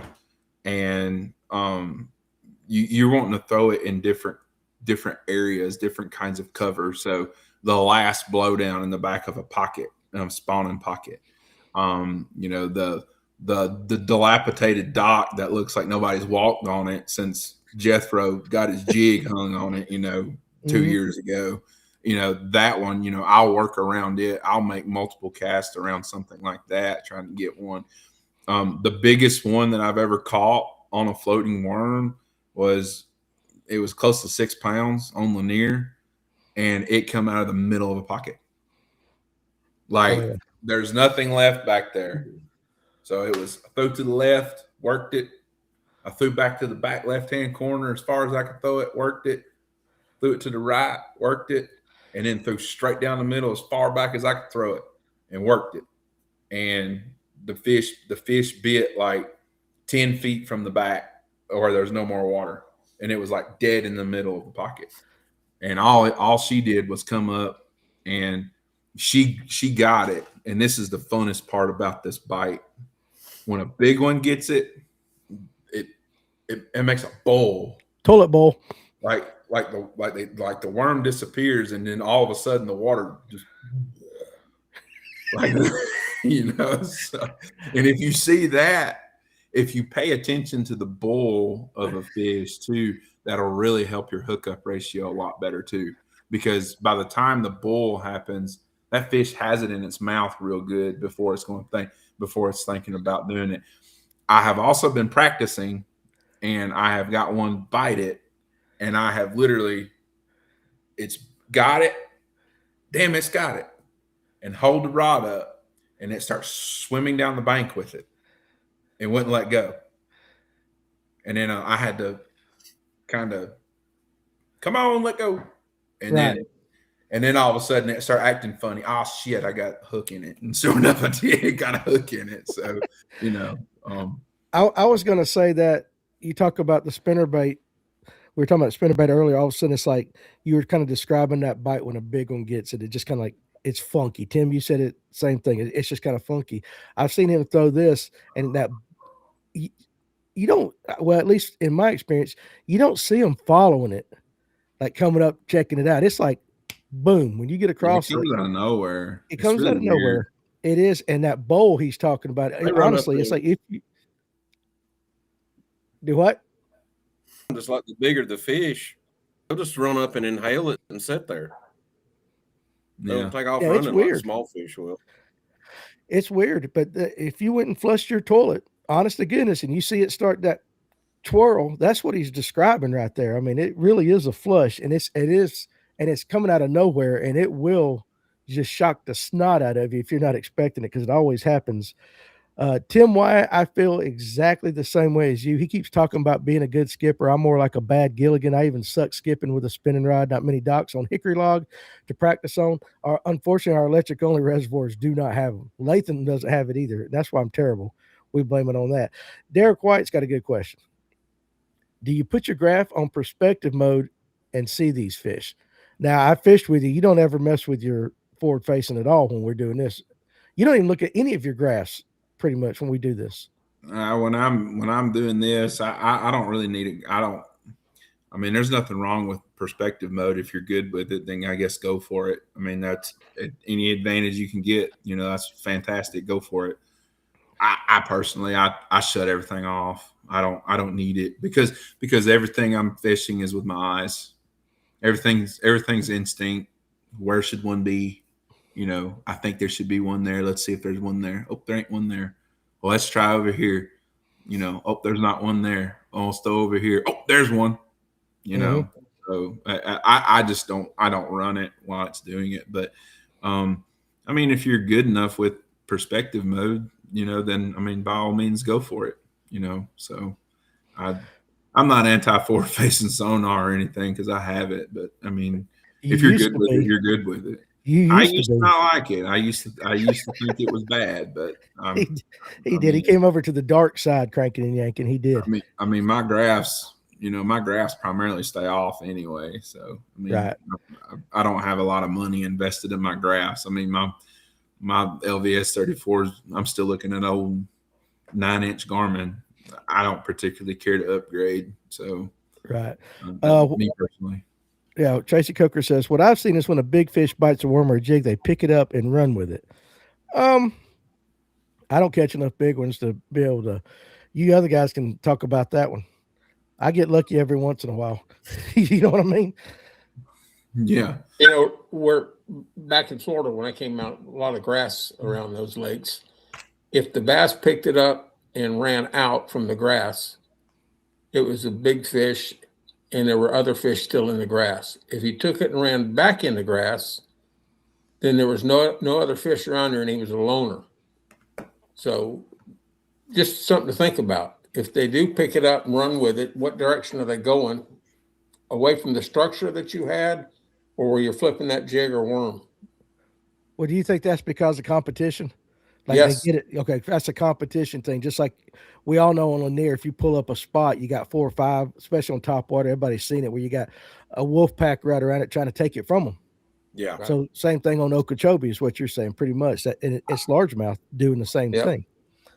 Okay, makes sense. What is your best color trick worm? Messick wants to know. He's our buddy in South Carolina. Just you throw methylate most of the time, don't you? Pretty much. Yeah, pretty much most of the time. When I first started, I don't know. I didn't know about Softy. I don't even know if they existed. I have no idea. But when I first started doing it, I bought Zoom bubblegum trick worm and Zoom methylate trick worm because that was what I had seen on videos and read on the internet. That was what to go with, and that's just kind of how I stuck with it. But I got a buddy of mine. He likes that lime truce or whatever they call it from Zoom, and he gets bid on it. So I mean, I think it's more confidence in what you got. If you feel like you're going to get bid, we all fishermen, we all like that. If you feel like you're going to get bid on something, then you're going to stick with that more times than not. More times than you listen to doc talk or whatever. Oh, it's got to be a black and blue jig with 4 strands of blue. If it's got more than 4 strands, they won't pick it up. Sometimes we get caught up in that, and that's like some of those jig orders. Yes, 2 strands of this. That's exactly what I was getting Not 3, just 2. Can't have copper wire. Got to have black wire. The chartreuse has got to be at 10 and 4, not on the back, or it's got to be on the bottom. And if it has 4, they're not going to hit it. Got to be 2. Trust me. We've had that conversation a time or two, especially me and Ryan have at the shop. We've had that a lot. I forget this fella's name, but Kent brought him up, and it'll come to me. What about the guy talking about picking it up and taking it out 8 foot and dropping it to the female? You remember he was on the show, Ryan? I think you were still there. He's an Allatoona guy. Just opened up I think he just opened up a rigging shop or something like that over on Allatoona as well. And his name will come to me. But do you remember that, Ryan? It doesn't.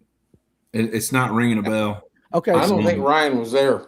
Okay. So what he probably wasn't there. Okay. So what he said was he was on Allatoona fishing. This is where he fishes the most. But it might be a shaky head or whatever. But this time of year going into the spawn and all that, the buck bass, let's just say more than the spawn. So the buck bass is up shallow. And this is not me talking. This is him. The buck bass are up shallow. Warren Barnes. Yes, Ron Swinford. That's it. Oh, Warren. And Warren would say that it would pick the thing up and take it out because the females hadn't moved up yet. They're just hanging out in the 8 foot, 9 foot, 10 foot range, kind of waiting for that right time to go up there and do the deed. But he said that they would pick them up and take it out there almost like a love offering to them and spit it out there to it, trying to entice big girl to come up there, back to the house. You ever heard anything like that? Me? Yeah. Oh, no, but I wouldn't be shocked if that happens more times than people realize. You think so? Now I have been bed fishing before, and now I have been working a bed fish, and I can't get the freaking buck to quit. I couldn't get the freaking buck to stop. He would not quit picking it up, and I guess the female was about 4 or 5 pounds. She was hanging off the side of the bed. The buck was like 13 inches, and he was mean and green. And you'd throw up on the bed and get it right there in that spot, and you'd shake it for about 2 seconds, and that buck would grab it. And then she'd blow it out. And I wasn't going to set the hook on the buck, because I could see the buck. I was like, this is a little peckerhead. I was like, I want her. I can see her. I want her.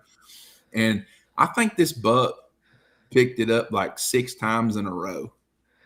And the buck came to the bed like the 7th time in a row. And I was like, I'm going to have to stick this stupid thing and put it in the live well in order to get her to do it. The female bum rushed the male and moved him out of the way and sucked up my bait. And I was like, yeah, this is finally.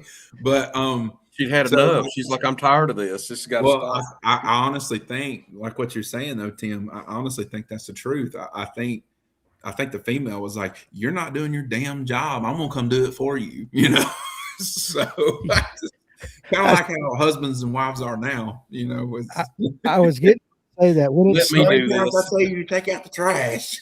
I said, When it iced the other day, we didn't leave 2 weekends ago. We didn't leave the house that Saturday or nothing. And that Sunday, we didn't. I mean, we stayed at home. We stayed in, didn't go out, didn't do nothing. And then on Monday, our side porch to our driveway was covered in ice and all that. And we walked out a couple times and we're fine. I didn't think nothing about it. And because I didn't go out there and shovel that thing off, I look out and there's Amanda out there with a damn shovel and she's doing. I'm like, what are you doing? Well, like I gave you all weekend to do it and you didn't do it. And I'm like, well, now I feel like crap. So I totally get it. The floating white worm, Tony, I actually threw a floating white Zoom trick worm before I ever saw methylate or bubblegum on my dad's pond back in the day. But it was absolutely just nasty muddy. But for some reason they could see that white really good. I don't know. I caught a few on that. He's talking about on Notley, a floating white worm. You ever thrown a floating white worm at all? Any of you guys? The white? I've had one. I've thrown it before when throwing a buzz bait. You threw a floating white worm when you threw a buzz bait? Yeah. There one particular time, and it only happened to me once, but there was one particular time we was on a pretty decent buzz bait bite around rock, rip wrap, and they'd come up and try to crush the buzz bait, and we get a hook in some of them. But we figured out about mid-morning that if you threw something I had one miss it, and I was like, damn, that was a good one, and like reeled it back in real quick and slung back up there again. And another one, I don't know if it was the same one, but another one tried to bite the buzz bait again. And in that instance, it was kind of like, so you could do it with a fluke too, probably be the same thing. But that instance, we was throwing a buzz bait, and when one would miss, a partner in the back of the boat, he would just drop his rod and he would grab his spinning rod and throw it right back up there, and they'd grab the worm. They'd want another one or something would come up and suck the worm down and grab it. I'm pretty sure they were probably wolf packing fish. It was one of them made the commitment to the buzz bait and missed it, and then there was 3 more. What the hell was that all about? And then all of a sudden the worm goes bloop and just starts falling. Yeah. Oh, there it is. She killed it, and she grabs it. But that makes sense. I can see that working though. That where the white would work because you're throwing a buzz bait. Now, Darren Moss says, where can I get softy worms? Well, if our shop was still open, we had a ton of them. But I think you got 2 options. I think the dugout carries some of them. They do. The dugout carries Where's some of them. At? Where's the dugout at? No, where's Darren at? Darren, where are you out of? Because there might be a store out there. Hammond's has them too. Does Hammond's have some of the colors too? Do they have the methylate? Yeah. Okay, so Hammond's all the way in the back. On the back left-hand side, right in front of the Strike King stuff. If you go back to where the Strike King stuff is and turn right around, there's right where the Strike King and Yamamoto meet. If you turn around, you'll see the whole wall of softy. They've got everything. And if you're not near the dugout or you're not near Hammond's, I do believe she still sells on Amazon. So I think you can go on Amazon, type in softy worms, and you will see her pull up because she was selling on Amazon at one time. So there's your 3 options: 2 retail stores and Amazon. Ranger used to make a pre-rigged 2-hook floating worm. I've seen those. You ever thrown one? No, because like every one of them that I found was like the worms dry rotted. That's how old it was. Yeah, those are antiquities. Yeah, those are put them on the wall. That's a talking point. All right, let's see what Eric says right here. And guys, listen, we're getting close to the end of the show. So if you got any more questions about a spinnerbait or a floating worm, you need to throw them out there, okay?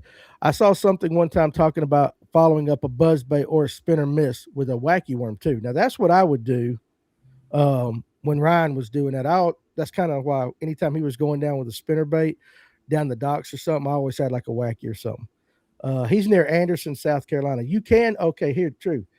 Go to hammonds.com and you can order them online as well. So there you go. All right, Kevin, let me ask you this. I haven't asked in a while, you or Tim. Y'all got any questions concerning all the stuff that we've been talking about? Charles on TikTok said he found some of them on Amazon. Damn, Kevin, did I run you off? Yeah, he quit. No, something's jacked up with the restream tonight. It ain't, I don't know. But you got a question? Me? Yeah, you got anything? You said you were going to ask me a question. Not for me. No. What I was saying was Yeah, it's one of them nights. What I was saying, He knows more than me. do you have any questions for Ryan concerning spinnerbaits this time of year up into the spawn or the floating worm? No, but I'm gonna stick with the spinning rod for skipping. Yeah, I'm with you on that. If I tried that. to skip a weightless worm on a bait caster, that would probably be a one and done deal right there. That one would just be practice makes perfect. Right. I know. Now I do remember. I had a question about that. The swivel. What size swivel are you using? I think it's I think it's like a number 5. I think's what it is. Size, right? They're just eagle claw. Color don't matter. Buy gold or black, whatever, silver, whatever. It don't matter. Don't think about gold, black. Oh, I don't buy it if it's. Don't think about that too hard. That's right. Clayton said they'll be sold out by the morning. Or long shank on the spinnerbaits. For the hook. No, I'm talking about the wire. You know, some of them are long, some of them are short. Some of them stop about the weight, some of them go past the weight. Oh, yeah.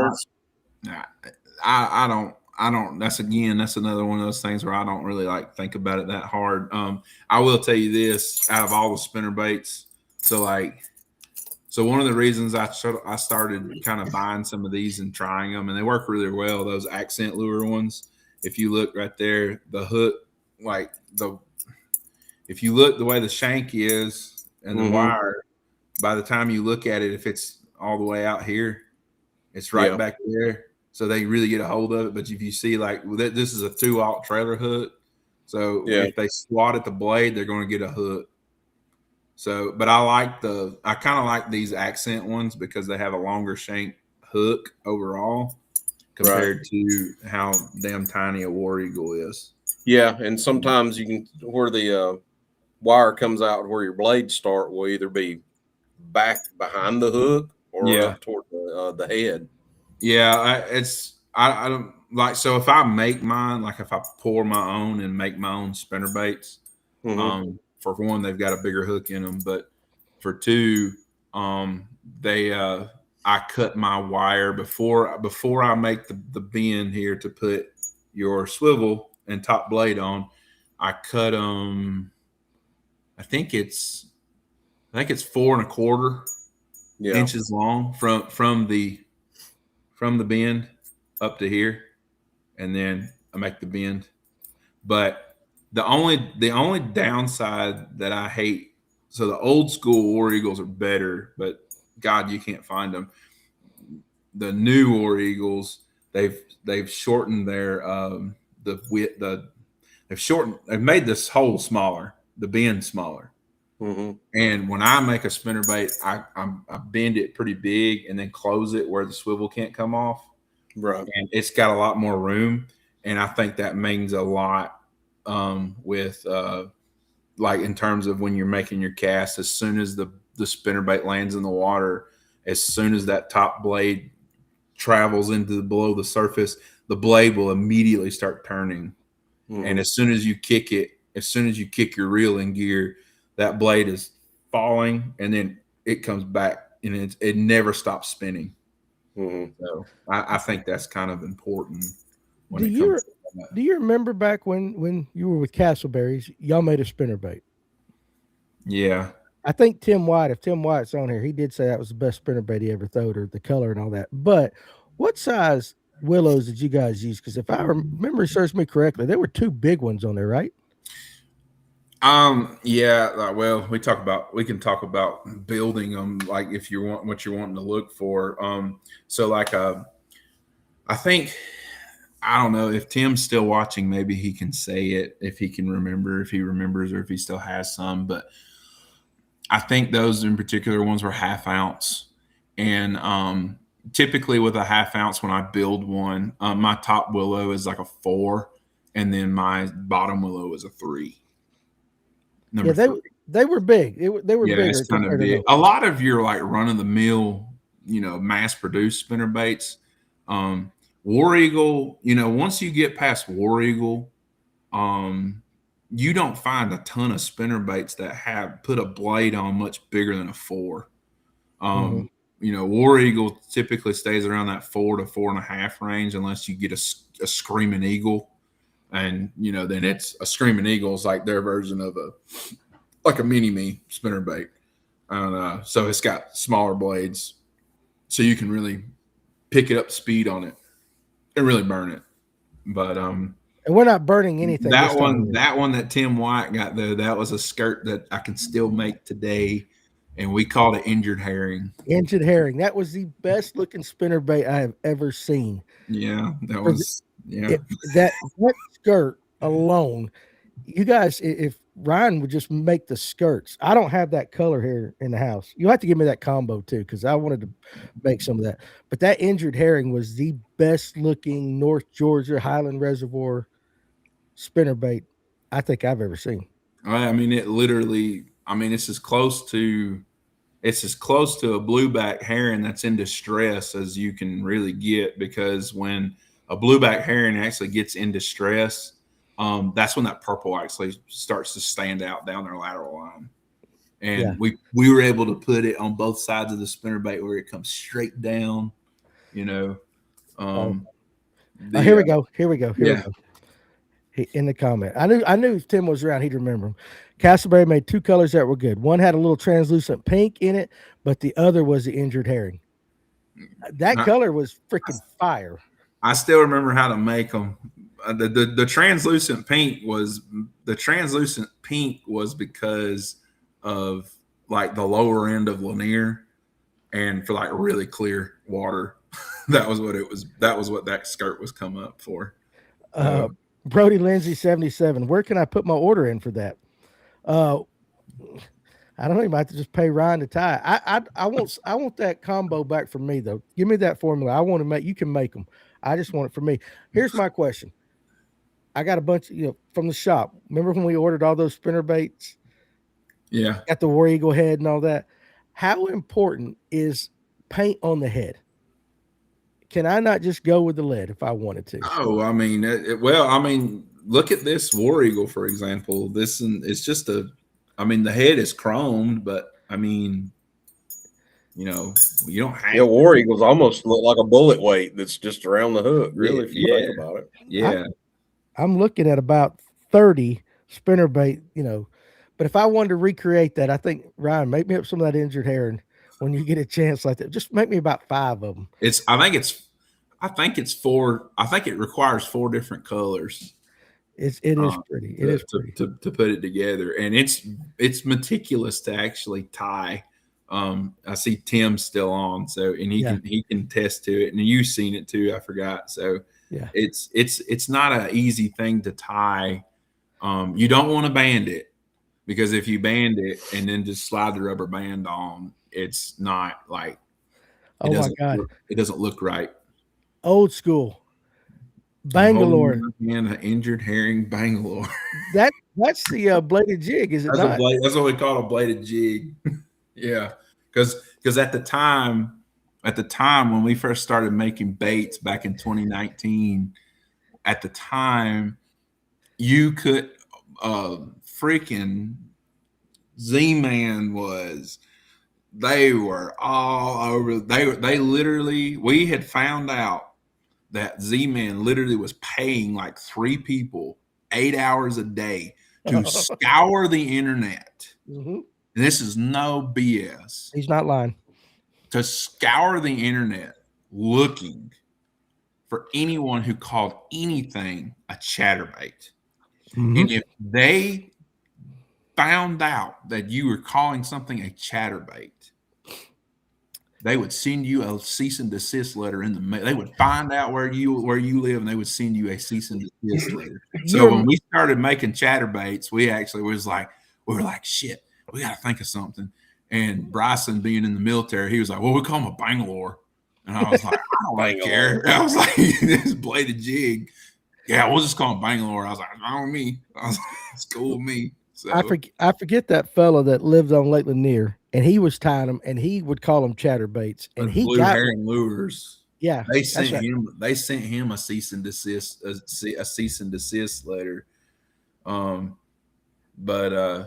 The other color was dirty shad. I know that one. I know exactly that's the one. It's got some brown in it. That's that dirty shad. It kind of looks like a threadfin shad. So it was good. It was good. If anybody wants to pay me like $80 grand a year, I'll come work for your company and I'll design all kinds of shit for you.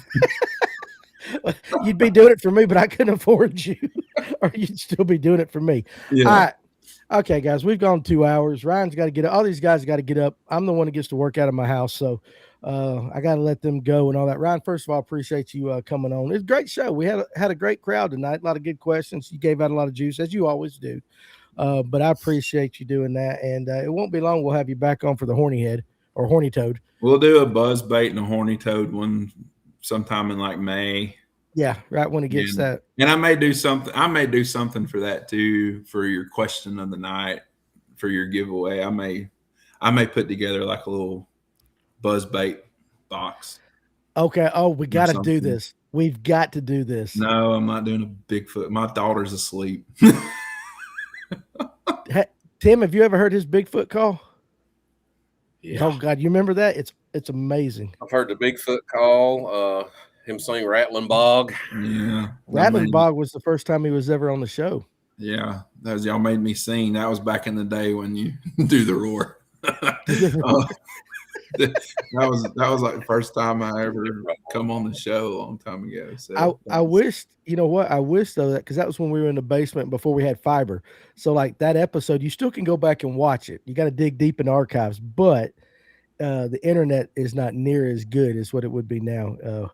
But we'll get him to do. I'll get him to record one when his daughter's awake and all that. So it's been great, great time with the part-time semi-regional amateur fisherman. There you go, or whatever the hell we call it, like that. Y'all got to go. Y'all want to do the new rules? You got to do that on y'all's time. Y'all ain't doing that on my time. So that'd be controversial. Controversial. We don't want to do that. We're a drama-free show. So anyway, I appreciate you, Big Dog, coming on, and of course, Father Time and Tim for joining me and all that. Guys, if you're going out on the water this weekend, be safe, bundle up, whatever. I don't know. I'm sure it's still going to be cold or whatever. We're going to be back next week. Now, hopefully, Tony will have a show on Monday night. We're going to start Tony's show on Monday night. Then Tuesday night, hopefully I will have Ethan, the guy that's running the Dual Threat. He told me he was going to come on. So hopefully we'll be able to interview him about all the stuff that's going on with that. Wednesday's a kayak, and then we got Matt Stefan on next Thursday. Correct? Matt Stefan. I was going to Stefan, man. Stefan. That's going to be really good. If you watch him on YouTube. Oh, he's great. He's great on YouTube. He's really, I love his YouTube videos. I watch him all the time. I can get lost in his YouTube videos. And Tim White said I need to go back and watch In the Dirt. That was one of the In the Dirt.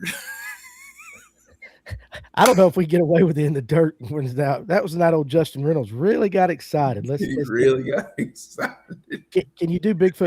He through that Alabama ring. He was in the dirt. And he added a few choice words to In the Dirt. Expletives. So anyway, you guys, hey, listen, go out there this week and have some fun and enjoy yourself, spend time with the family or on the water, whatever it is you guys want to do. And we will see you again the week. The week will start off with Tony on Monday night and then the lunch break on Tuesday for me. So you guys be good. Kevin, Tim, Ryan, appreciate you guys and everybody in the comment section. I'm going to end the stream. So